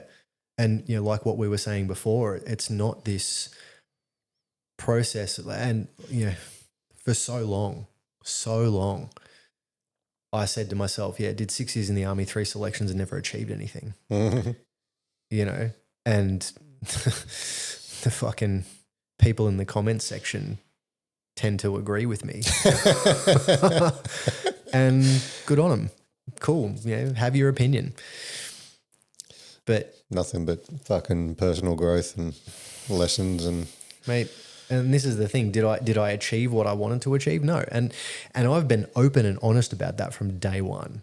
Day fucking one, when I was, you know, doing what I was doing in gyms in my local area. You know, I went through selection 3 times and I never even finished one. You know, and the general consensus online is that I should be ashamed about that and I should keep it secret and shut my fucking mouth. Maybe I should. But here I am giving people the experiences and the lessons that I and my crew have learned from those failures, from their successes. Half my crew's fucking ex-SO Command anyway, you know, both here and in the US. So did I fail? Yes. Am I a failure? Absolutely not. Yeah. And there is a huge difference in Yeah, that. 100%. What did you do at uni? The second time. Fucking not much. No, I did a Bachelor of Entertainment Business Management. So, Yeah, right. yeah, exactly. So That's where you get your fancy logos from. yeah. So I been a musician, all my life, and wanted to sort of see the back end of the music industry. Not for me. Quite simply not for me. I was an artist manager for about 6 months with an agency and realised that it was the work of 3 people for the pay of half. What it did teach me though, and again, this is the thing, did I become a really successful artist manager managing, ARIA nominated bands or internationally touring metal bands? And no, absolutely fucking not, right? Did I learn some really, really good skills and a mentality that's helping me run my business now? Fucking oath. Yeah. Did I learn how to apply myself again in a different realm other than just out there with webbing and a torsion bar? Absolutely. Did I learn how to interact with a bunch of people that I don't necessarily like, but I have to work with in a team? Did I hone my skills as a leader and a manager of other people, like fucking herding cats? Yeah, you bet. So I didn't achieve what I wanted to achieve, but I learned so much along the way. Yeah. Which was good. That's what it's all about. Yeah. So how did the decision to start Section fucking come about? I've been a personal trainer for sort of 15 years on and off as well. You're doing it through your army time as well? Look, I was helping people with sort of knowledge and informally when I would sort of be in the battalion and they were like going for selection. And, I was always a really good swimmer, so I'd help people in like pool sessions and stuff with swimming technique, with some of the stuff that I experienced. Again, all of this was born from the experiences that I had. So I'd help them out with that. My qualification lapsed, but then when I got out of the army, I redid my CrossFit cert, so I was technically qualified to be able to coach in a gym. But I wanted to give people that experience of going through like the mentality of a selection, because the boot camp craze kind of came and went, 15, 20 years ago. Yeah. That was part of that. Yeah. And look, so was I, but it was born from the things that really came up for me mentally and emotionally in selection. Doing a boot camp was like, oh yeah, cool. He's Barry over here in camp pants and he's got his arms folded and he's like yelling at me to do more push-ups and spraying me with a hose. Sweet. I know this will be over in an hour, right? On selection, when you've got fucking Operator D over here who has got 38 confirmed kills and he's doing nothing but staring through you all the way down your bloodline and checking out how your grandfather was a fucking failure, certain things come up like maybe I'm not good enough. What are they writing down on that notepad? How long is this session going to go for? Is that dog over there going to come any closer to me? Is that PTI looking at me from 100 meters away or is he looking at the guy next to me? Shit, all of a sudden there's 3 DS around me. Are they looking at me? Are they going to say something? Are they just going to fucking pull me off the course? Did I prepare enough? Fuck. That niggle in my shoulder's starting to play up. Why is my calf cramping? When am I going to get fed again? Fuck. Am I going to collapse because I haven't eaten? Shit. Did I train enough? All of this starts to come up fucking just thick and fast, right? And then the session's over and you walk away and you're like, how did I do? When's this coming again? I wanted to recreate that for people, not just to fuck with their heads, but so they actually got to reflect on that. Because it's only when there is a high level of compression that people get down to the depths of what's actually underneath, like their stories and their beliefs about themselves and their values. So what we did was we started off with just some gym events. I'd go around to the local gyms and say, hey, this is this thing that I do. just to let you know, this isn't a regular boot camp. This is what I'm going to be doing and this, that, and the other. And I'd run these like little 2-hour events, and, we'd get the participants to call us staff, and, like I really, really dropped them into this kind of thing, so they'd smile and laugh, and I just kind of like look at them just like, is this funny? Is this a fucking joke to you? And they're like, oh shit, someone's swearing at me. And like that pretty quickly kind of dropped in. It's like, oh, okay, this is different, right? So I wanted people to have that. And what we would do is we'd do this PT session for an hour and a half, 2 hours, whatever. And at the end, we'd kind of get everybody together in either small groups or a big round table kind of thing, depending on how many people there were. And we'd actually say to them, hey, what are some things that came up for you during the experience? So when we told you this, but we asked you to do this, when we kept moving the goalposts, when you said you couldn't do this, when you failed at that activity, when we barked orders at you, emotionally, what was there for you? And some of the responses we'd get would be, I felt like I was a burden to the team. I couldn't do this at the same speed as everyone else, which is why I told them to go on without me. And when they said, no, we're not leaving you behind, I felt really guilty. And I felt a lot of shame that I haven't been showing up to the gym as much as I would have liked, that I have put on 10 kilos in the last 6 months. I felt really embarrassed about that. And people would, notably start getting emotional and start crying. But then what I wanted to do was give them a recorrective experience rather than just be like, oh, that's really sad. What about you? Because then they're left fucking holding this bundle of fucking emotions and embarrassment and shame and trauma in front of everyone else with no healing. And again, the reason why I started to do this was not only to give people that experience, but give them what I never had, which was the recorrection, right? So then we'd sort of talk to them. We'd say, how does that have you feeling? Oh, I feel really ashamed and embarrassed. Okay. So you felt like you were letting everyone down. Yeah, I really did. Okay. Did anyone else in the team experience that of this person? And everyone would be like, no way. We thought this person was a fucking trooper because they weren't as fast, or because they were carrying a bit more weight, or because they were slower, and yet they still fucking kept cracking on. We thought this person was great for morale because they'd crack jokes, which was their, deflection, their defense mechanism. Yeah. But when everybody else was mentally and physically eating dicks, you'd come out with a fucking joke. And it was just a microcosm of fucking happiness in this shitstorm.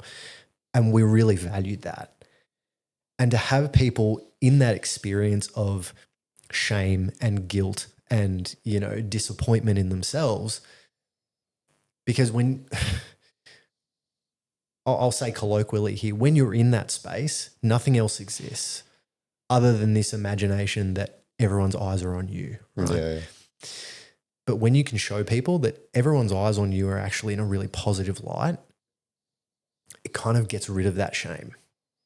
The story is everybody's looking at me and pointing a finger and thinking that I'm shit. But when people are there next to you in that hardest moment and they're looking at you going, I'm actually not ashamed of you. I'm really proud of you. And you did fucking excellent. And we couldn't have done this without you. Massive. Man, it changes people's nervous system. We see it in their body. They're like this. And then it's just, yeah. And that brings people closer together. They've been through shared suffering. They've been vulnerable with each other. And then they go back out into the gym. And even if they never speak again, from across the gym, there's this kind of moment. And that's what I wanted to do, man. In that there's so much healing. There's so much power in that recorrective experience. Again, that I never had. I never had someone say, hey man, it's okay. What's coming up for you? How are you feeling about this? And fair enough, that was the system and the organization I was in. But if you never had it, how were you aware that would be the thing? Be such a thing, yeah.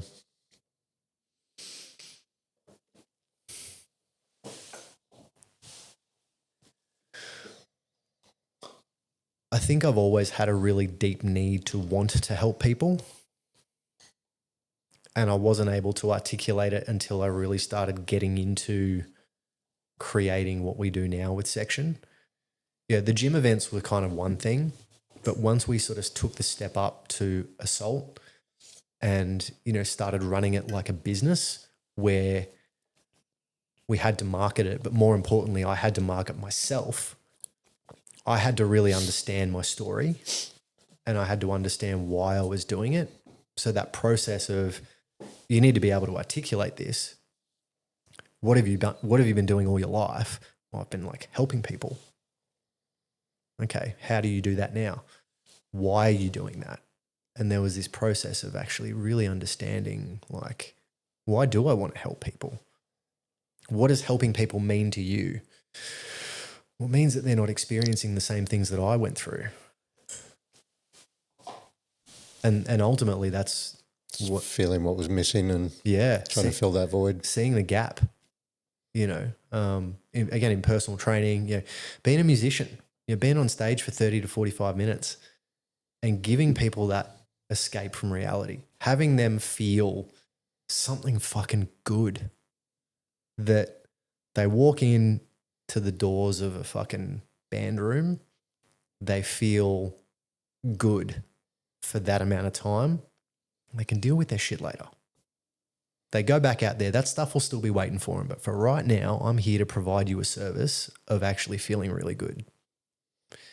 Personal training. Hey, I've got this bad shoulder. Hey, I don't know why I can't lose weight, whatever.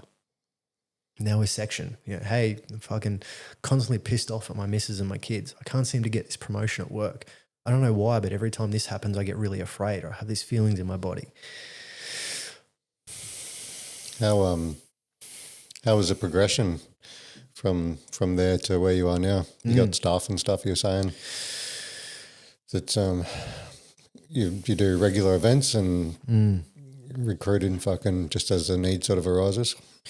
Yeah, so it was originally me and just sort of one guy. It was a guy that it wasn't particularly good mates with in the army. We'd always see each other and say g'day and whatever. And then I think another mate of mine told me, he's like, hey, why don't you call Luke? I'm like, oh yeah, cool. And Luke Predis was his name. He was in recon sniper cell and just a fucking solid dude. I think he was also a CFL as well. So yeah, real switched on. And again, me being a personal trainer, didn't have any problem with coming up with that sort of stuff, but I'm also just like, hey, I just want someone else to run it, you know?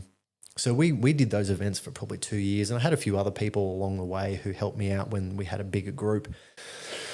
But then I sort of had this idea. I'm like, hey, what if we did this like a longer event, you know? And then I got in touch with another mate of mine at Luke's wedding. I heard about this guy who was also in the sniper cell, and he was running similar events. So I got in touch with him, a guy called Keegan Bizzle, who now runs an excellent business called Heart-Led Support, which is NDIS workers. And we're doing a corporate event with them next week, which is going to be really exciting. So got in touch with Keegan. He was working at a gym up in the sunny coast, like an outdoor gym. And he said, yeah, we do this like overnight thing. And I said, I've been wanting to run something like that. He's like, yeah, come along and be one of the crew on that. So I saw that. And then the following year, I'm just like, hey man, I'm making the step up to do what's going to be assault. You know, do you want to be a part of this? And can I kind of take the blueprint of that and then make it my own? He's like, yeah man, no worries, let's do this. And then, yeah, we just fucking kicked it off and pulled the trigger and, just took the leap, man. Just went for it, you know? I've seen some of your stuff on Instagram. How do you get access to the fucking weapon systems and stuff that you use? So like the actual rifles and stuff, it's all gel blasters, bro. No, we're not actually out there shooting people.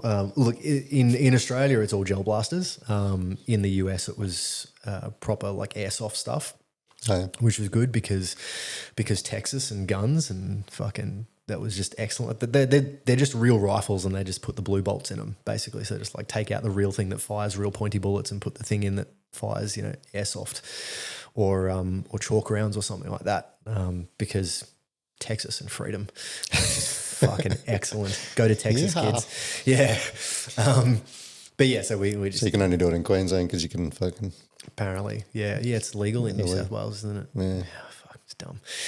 But yeah, look, they're just some of the scenario-based things that we do. And again, that's not for the participants. That, you know, participants are active in the selection style experience. They're not actual, like, excuse me, they're not, you know, picking up the weapons and firing them. Like, we're not teaching them combat skills. We're not teaching them how to fire a weapon and CQB and tactical training. And you're doing TCCC sort of stuff. Yeah, a little bit. Look, assault is pretty compressed. You know, it's 14 hours. So we do a little bit of medical stuff in there just because it's good to know how to, you know, put a bandage on someone. And not that, you know, there's a real risk of gun violence or anything here in this country. I mean, not as high as, say, somewhere like the States. But it's just a good skill to know how to put a tourniquet on someone, how to bandage something up for whatever reason. So we teach them a little bit of that. We put them under pressure, you know, and part of that is not just the skills acquisition, but it's also, okay, how do you operate now that you've come from this high intensity period and now we've kind of like taken the foot off the gas a little bit? Do you guys slack off? Do you start drawing off a little bit? Do you become a bit too familiar with staff?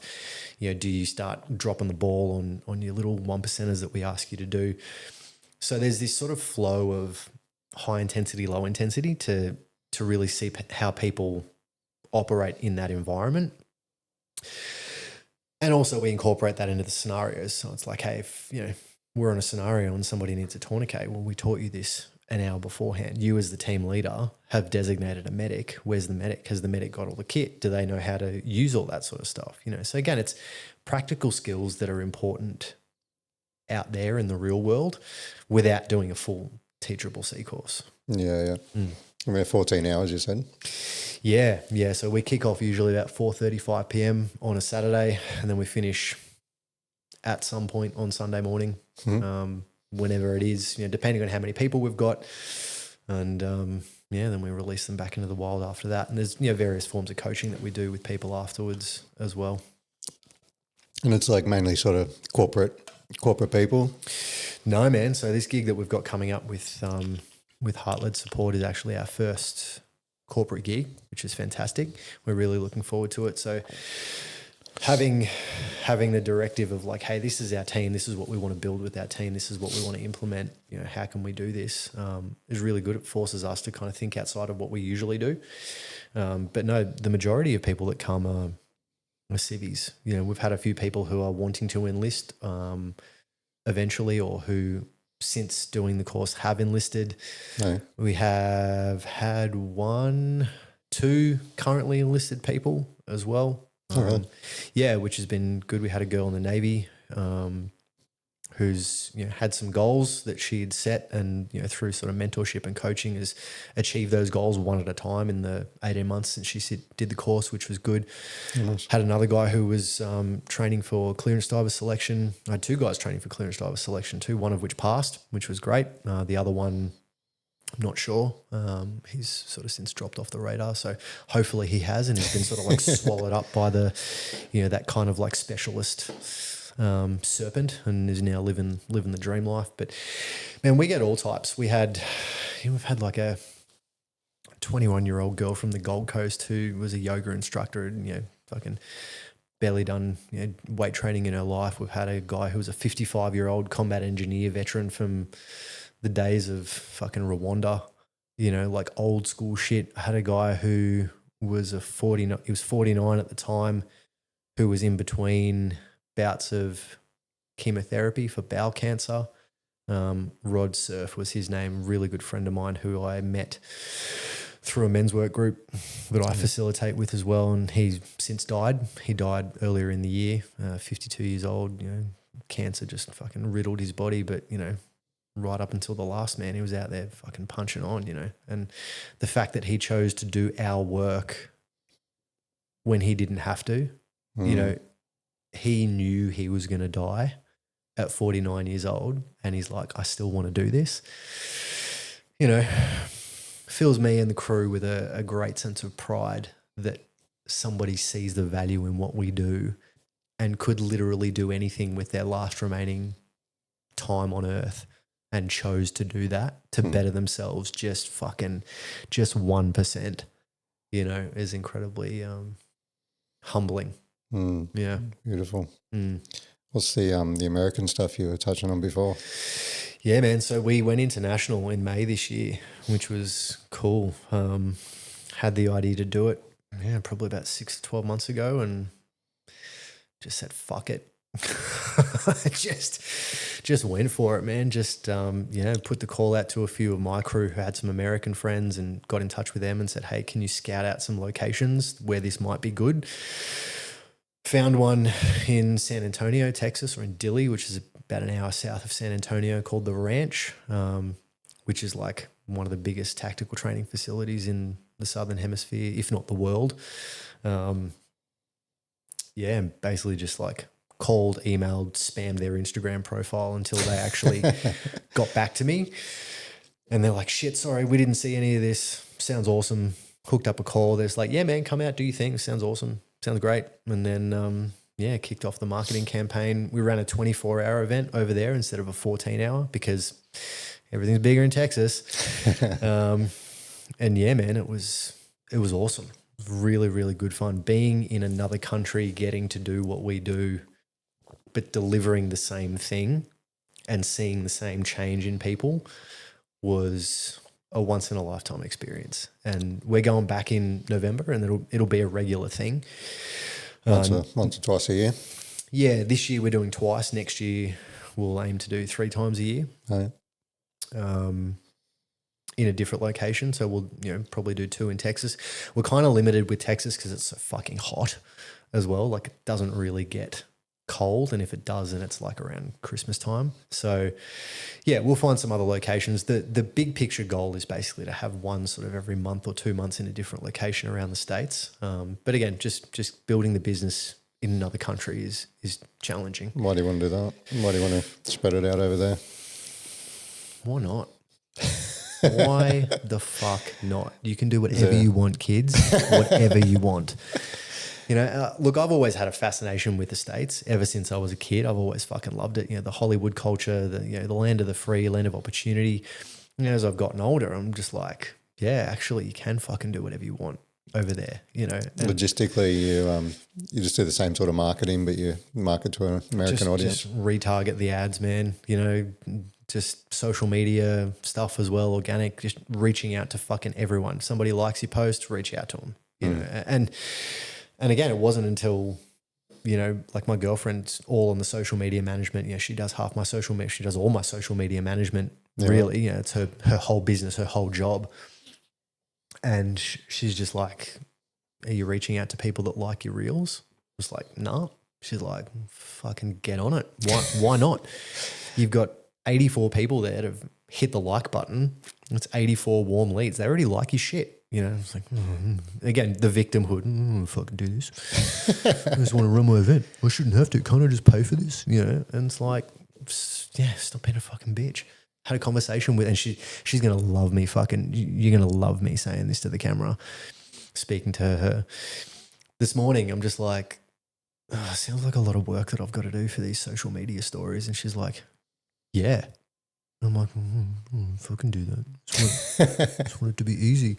Here I am, pissing and moaning that I've got to spend fucking an hour on social media a day so that I can take my business internationally. The victimhood, right? Fuck. So, yeah, man. Like, and it was good. It was a steep learning curve, marketing in the US, because what I did was I just picked up the same ads we were running in the States and I'm just like retarget to the US and got fucking donuts. Absolutely nothing, right? So I had to go through the whole analytical process of, right, what am I saying? What's the language that's being used in these applications? Yada, yada, yada. And then working all that out and then retargeting over there. And it kind of hit me one day, which is like, hey, yeah, this, America is touted as the land of opportunity, right? There's so much fucking opportunity and there's so much money over there for a business, right? But if you want to cut your teeth and earn your stripes in the fucking biggest economy in the world, you better fucking work for it, because there is millions and millions and millions of people trying to do the fucking same thing. Yeah. You need to work harder than the majority of those to get an uncommon result, right? So again, the arrogance, me thinking, oh, I can just pick up here and just move over there, and fucking people will see what I do, and the veteran community and the foreigner being an Australian, and people will just fucking want to throw money at me and just come and do my course. It's like, You build it, they will come. Yeah, and I was reluctant to build it. I'm like, I should be able to just fucking step off the plane in my fucking section shirt. And people throw flowers and rose petals on the ground and dollar bills, and then all the people in the waiting bays are just, oh, is that Darren from Section? I'm like, oh, I've heard of him. I've seen his Instagram. Oh my God. No, I'm a fucking nobody over there, you know. But of course I am. Like, who the fuck am I? You know, it's good to be reminded of that and to, you know, be shown in no uncertain terms. Stay humble. Yeah. And again, like that experience on my second selection, you know, you are not good enough. Get better. Oh, that fucking stings. Let me just fucking cry in a corner for a little bit. Okay, what are we going to do about this? You know, how history repeats itself, right? Don't fuck it up twice. That's what I keep saying. I keep fucking doing it. You know, I keep having to eat my own medicine. Yeah. But, you know, man, it's fucking how we grow, right? We are funny fucking creatures. Never learn. Yeah. We learn, but we don't learn. Yeah. We make the same mistakes in new and creative ways. Yeah. But, man, look, it's good. Again, it's taught me how to operate better here in Australia as well. And then I can learn the lessons from what I did in the US and then kind of pick up from where I left off there and then make that better. And look, we started running Assault here with 5 or 6 participants for the first year, you know, and then, and then the second year we were getting 7 and 8 participants. And it's only been this year now that we're cracking 10 participants. You know, it's taken the best part of 2.5 years to actually get numbers that are, you know, worthy, so to speak. And again, we spoke about this before. It's like, where's the marker for good? You know, it's like we've taken 2.5 years to get to 10 participants, which is what I wanted, you know, in the first year straight. I wanted that in the second event. Like, cool, we did 6 for the first one, we've got to get 10. Then the next one we'll get 12 and then 15 and then 20. It's just a linear progression, right? Fucking idiot. Yeah, and then go to the US and it's like, got 6 participants. And then it was like, yeah, really would have liked 8, really would have liked 10.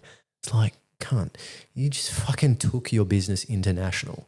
You brought over 6 of your crew to literally the other side of the world in complete obscurity, and you got 6 fucking strangers who believed in you off nothing but a fucking Instagram reel and some good faith, paid you money to guide them through their traumas and flog them for 24 hours, recruited 4 to 5 crew from another country, again, off nothing but a fucking phone call. Some of these guys being tier 1 operators and fucking SWAT operators who also run their businesses in fucking personal development, who've driven fucking 23 hours with 2 dogs in the back of their car just so they can let that dog bite another person who's driven for 23 hours so they can catch a bite. And here you are sitting here going, it wasn't really good enough. I would have liked more people. Shut the fuck up. Like, I need to sometimes kick my own ass into reminding myself that I am actually good enough. Yeah. It's the hardest thing. Man, any of us. I had Tom Brown tell me that one time as well. I was all about like, I want to like lose a bit of weight and fucking, you know, get my shit quick and be this, that, and the other. And Tom just interrupted me and he's like, Daz, you are good enough. And it's like, oh, I don't know why that landed, but it fucking did.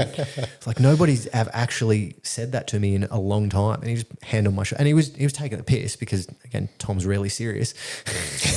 Tom Clown most of the time. Tom Clown most of the time. He's like, Daz, you're good enough. I'm like, oh, fuck, thanks, bro. I think I actually needed that. So every now and then I need to get the real Tom Brown in my head being like, you're actually doing okay. You know, it's a good reminder for everyone out there as well to look down the mountain. It's good to have the goals. It's good to have the achievement, but reminding yourself that you're actually doing good things. Yeah. Lifting each other up as well. We need more of that. Yeah. Too much tall poppy syndrome, not enough fucking good job, bro. Fucking hell. Yeah. Man, it costs nothing to be a good bloke. a decent human.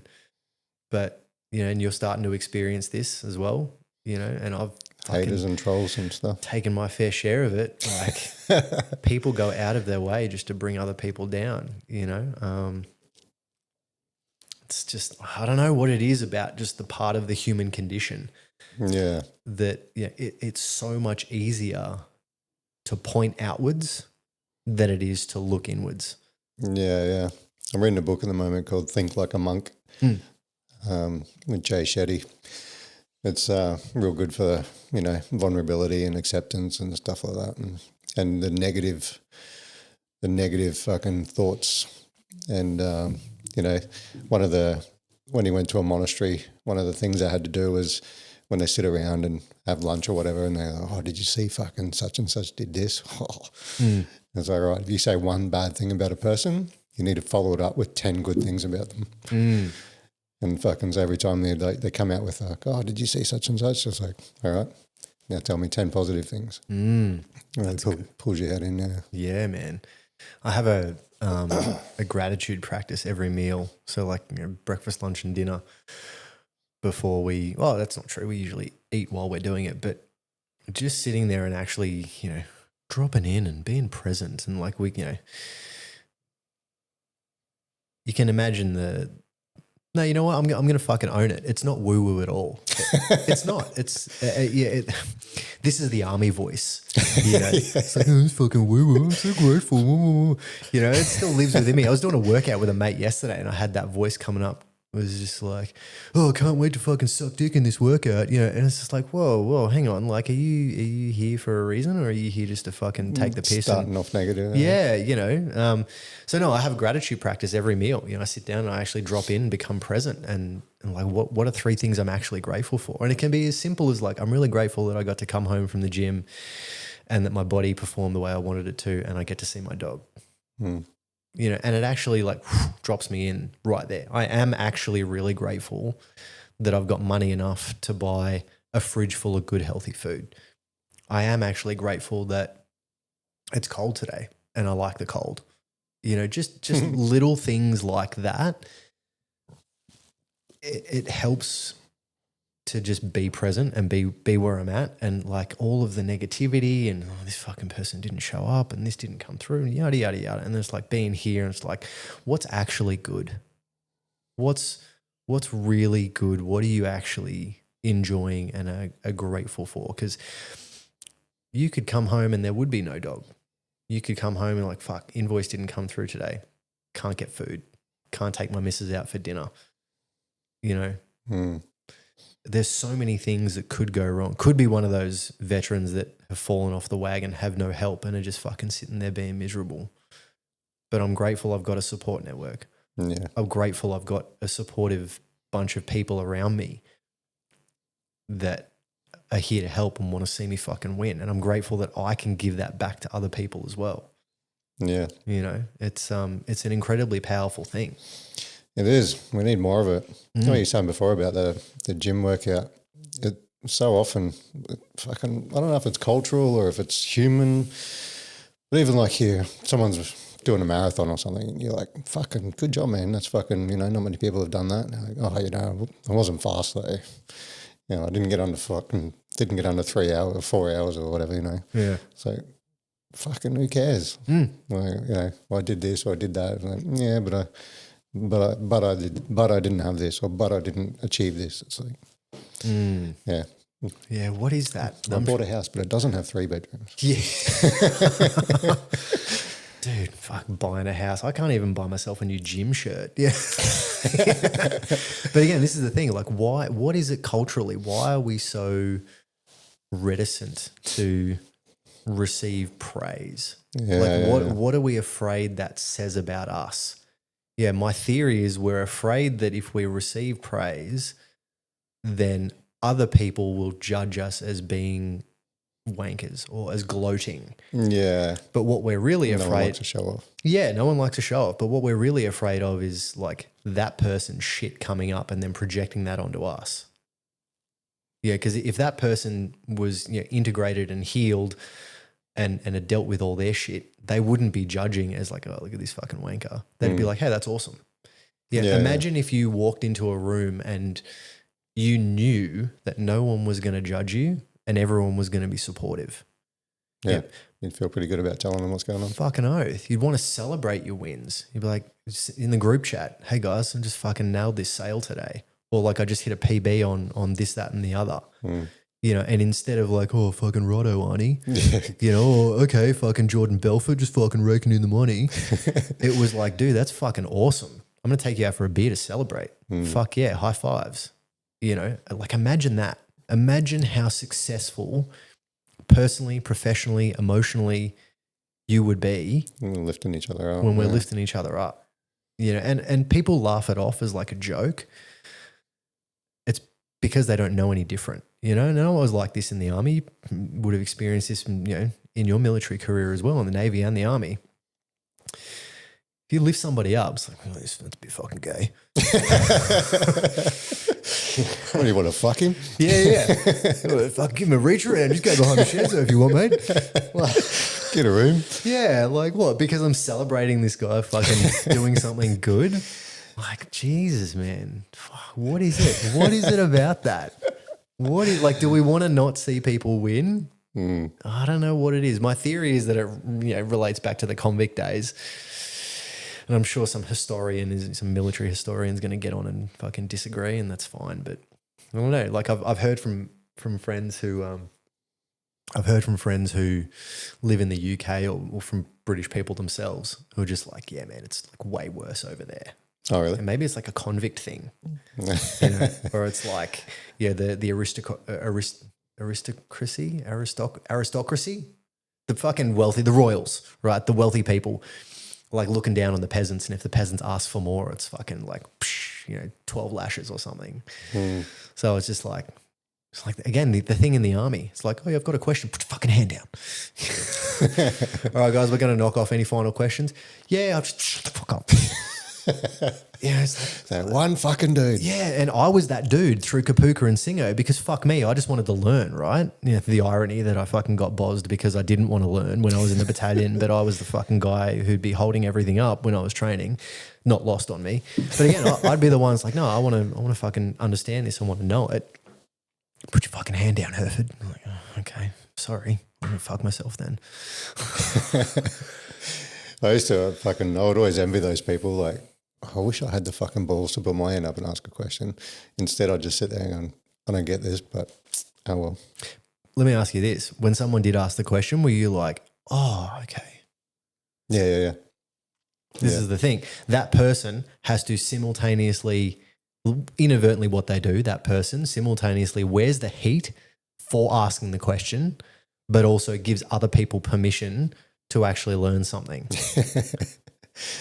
Yeah. How is this a fucking thing, right? Where, again, like in fucking business, right? You're sitting here doing a podcast, getting fucking trolls, hate, fucking comments, whatever, right? You're the one that's actually helping people live their lives better so they can get their stories out there and be a fucking stand for people, right? But in order to do that, you've got to fucking eat shit. You've got to wear heat. Right. I'm out here changing people's lives, you know, and running a business and taking it internationally. And I'm really fucking proud of all the work that I and my crew do. Right. But you failed selection, so fuck you. Yeah. Go back into a fucking shame cave and kill yourself. You know, like, but I've got to eat shit daily from fucking trolls. Yeah. And this is the fucking game. Yeah, and there is a deep level of acceptance that has to happen. It's like if you're gonna wear the flag and you're gonna put the uniform on, metaphorically and sometimes literally, you're gonna get shot at. And that's the fucking reality of it. You want to stay safe? Cool. Like, get a job in retail, be a barista, be a fucking project manager for insert corporate job here. No worries. Like, and fucking the world needs it, and that's fantastic. Yeah. But if you want to do something out of the ordinary, extraordinary, you want to do something above the status quo and above the norm, then the game is, if you're going to be seen, people are going to see you. and people are not going to like it because of their own shit. Yeah. And it's all their shit. Yeah, fuck this guy for doing what I probably wish I could have done but didn't. That's it, man. And, you know, I can only meet people where they're at. If somebody is deeply triggered by the fact that I'm running a business to help people, that yes, we charge money. Yeah, we do. Fucking oath. Like I make no apologies for that. If they're deeply triggered by that and they tell me that because I'm a failure and because I've, you know, failed selection and I'm just a fucking rort and like, okay, sure. But don't come. Yeah, but like I'm not targeting you.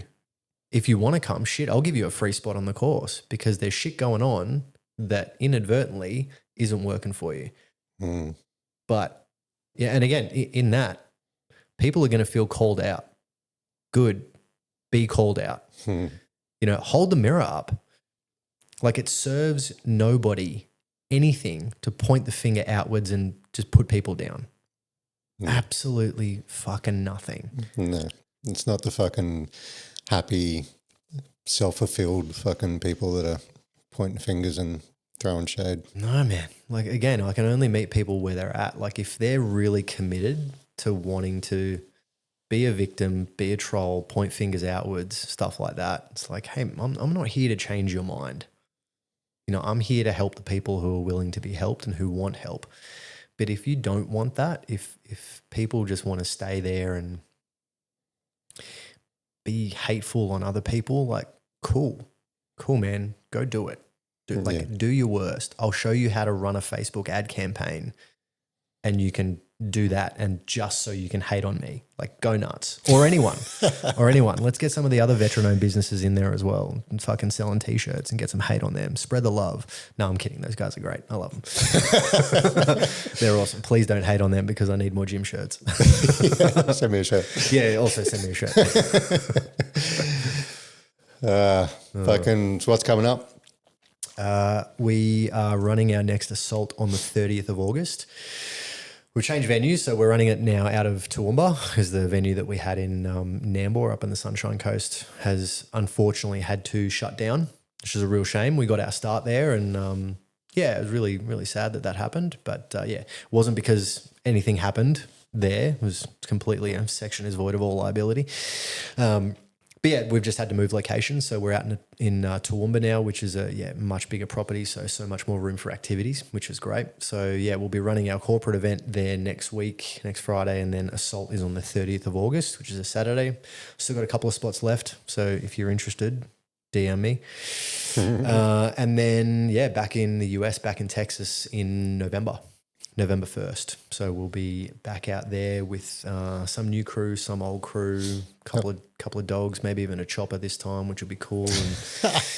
And my goal is to run the scenario from Sicario 2, you know, with the Black Hawk chasing the Black Hawk does the vehicle interdiction. So have you seen Sicario 2? So the vehicles are driving and the choppers just like land in front of it and they get out and just like slot everyone. Yeah. We can do that. This is the thing. This is the fucking beauty of Texas. Is like, oh yeah, you want chopper? Yeah, I got a chopper. No worries. Like we use a chopper here, but for a different purpose. But they've got this like 2.2 kilometer like ring road that we used in one of the scenarios. It's like, yeah, man, you want a chopper to like land? You want to do that? And the guy who runs it, Chad, is like, yeah, you want Sicario? Chad. Of course he knows Chad. Yeah. Right. And I think one of he's like offside, his name's like Hooter or something like that. Like, it's literally a caricature, right? But yeah, it's like, yeah, man, you want Sicario? Yeah, we can do Sicario, no worries. It's like, it's not a Black Hawk, it's like a little bird, but like we can do that, no dramas. Like we'll just get you guys strapped in the back. I got a pilot, I'll just call him up. Yeah, no worries. So I'm like, I'm like, how much is it going to cost? Like, oh yeah, it'll cost you, but it's possible. I'm like, fuck. Yeah, fucking how much are you charging these fucking participants? I'm not gonna say that online. Fucking pay for choppers. You'll just have to apply. Why does it cost so much, jet fuel? Yeah, pretty much. Yeah, I'd love to say it's like food and supplies, but it's not. No, but look, it all goes back into the marketing. Hey? How often are you running the ones in Australia? So we were running them every quarter, so once every 3 months, 4 times a year. But this year, given that we've focused on the US as well, we're only doing 2 in Australia and then 2 in the US. So next year we'll step it up. This year was a bit of a litmus test. It was like, okay, how do we do this in the US? What do we need to do? So I didn't want to, again, bullshit story. I bitched out. We were going to run 3 or 4, but now we've just run 2. But it's happened as it's needed to, and I'm grateful that it has, because running the US event was a lot, particularly the first one. There was so many unknowns. Like, we didn't actually finish the run sheet and the structure of the event until we were on the ground, because there's only so much we could plan from like the Google Earth shot of the actual venue. Now we've got the blueprint. Now we can run there and be like, all right, excuse me. Now we can walk in there and be like, right, cool. This team, you guys set up that. This team, you go set up that. And we're all sorted, which is great. But the first event took a lot of planning, because it was also a 24-hour event. We'd never run 24 hours before. I was on the ground there day before we kicked off, and I'd be saying to my crew, I'm like, guys, I've got a gap between 4 and 7 p.m. I'm stumped. Like, throw me your ideas. What do we got? Let's do this together. So we're running August 30th and then November 1st in the States. Is it planned to move the whole thing to the States? Yeah, look. Yeah, it is. I was just tossing up whether I reveal the grand plan, but fuck it. So I want to move to the States in the next 2 to 3 years. Again, always been fascinated with it. Love it. Can see myself living there for the rest of my life. So the plan is to have the operation running here and train up the crew to be able to run that here in this country, and then I run the US operation. So we're basically multinational. Just building that over the next couple of years in terms of the business operation side of it here, so that I can fully step away and people know exactly what to do here, and they've each got their roles, and then me build up the crew over there. And again, it's possible. I've got people here already running parts of the business in this country, and it's easy enough to get emotional buy-in from people over there who see what we do and really love it and who want to be a part of it to help build it. And people and every staff member that's come on has always said, like, people need this work. They need to be here. They need to be doing this. They need to see it. And we believe that as well. And the people who've done the work also believe that. So we'll be back there, and we'll be launching permanently over the next few years and making it a regular mainstay, which is great. Yeah, nice. Made me think of that Spartan, I think it was called a Gogi, the 64-hour event. There's a few over there, or a couple. I don't know how much they are there anymore. Yeah, obviously it's the fad sort of worn thin, but I was just wondering if they do the same sort of mental fucking coaching with those things, because I'm sure people would be fucking cooked after several days without sleep. Yeah, look, there's a couple over there. There's the MDK, or Modern Day Night Project, which is fucking awesome. They finished up in 2020, and I'm sort of got a few ties to that community, and know a few things about that in terms of like why they shut down, and rumors are they might be coming back. But that's a 75-hour thing. But to my knowledge, they don't do like the deeper level of coaching afterwards. There's elements of like personal development stuff in it, but not to the depth that we do it. There's also another thing called Go Ruck, which is, again, I think like a single day or a multi-day event. There's a few others that are run by like I think a British Royal Marine Commando who does something as well, but again, more just like a rucking thing.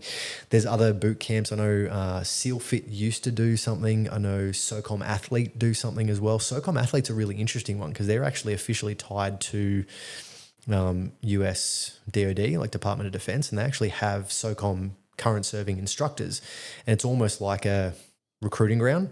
Oh, yeah.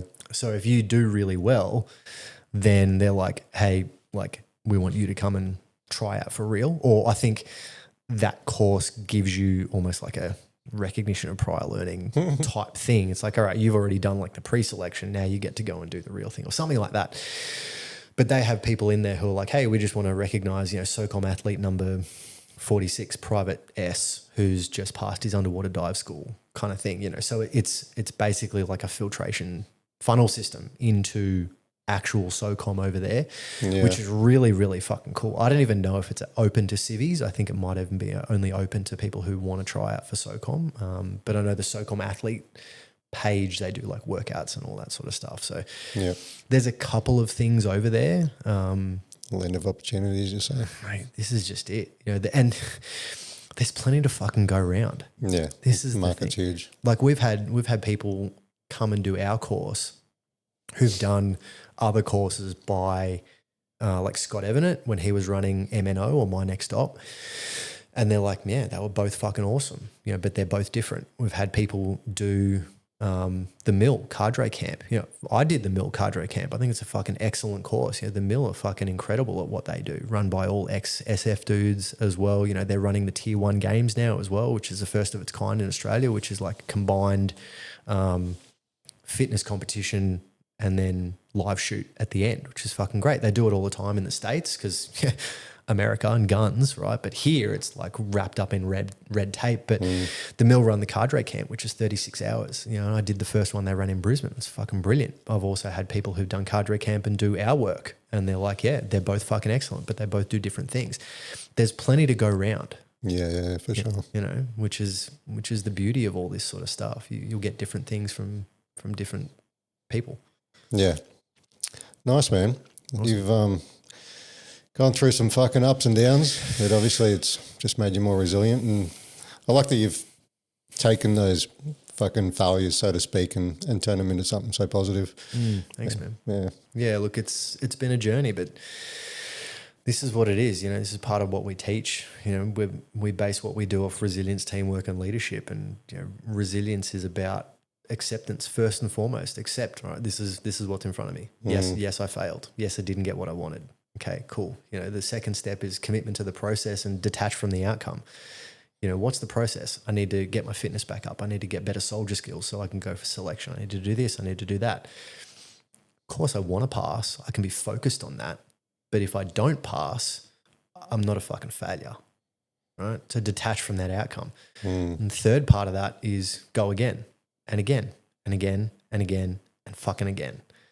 That for me is resilience. Those three things is really what makes up true resilience. And everyone's going to have their different take on it. Dr. Dan Pronk has got his own, thing, Resilient Shield. They speak about being anti-fragile and all that sort of stuff. And everyone's got a different take on it.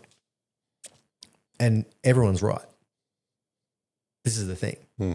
What I've been through, what my crew have been through, what the people we put our course have been through, what the people who have completed our course have been through, have their own version of resilience and what it means to them and their own process. And it's all right. If at the end of the day you have a stronger ability to withstand stress, you have by definition become more resilient.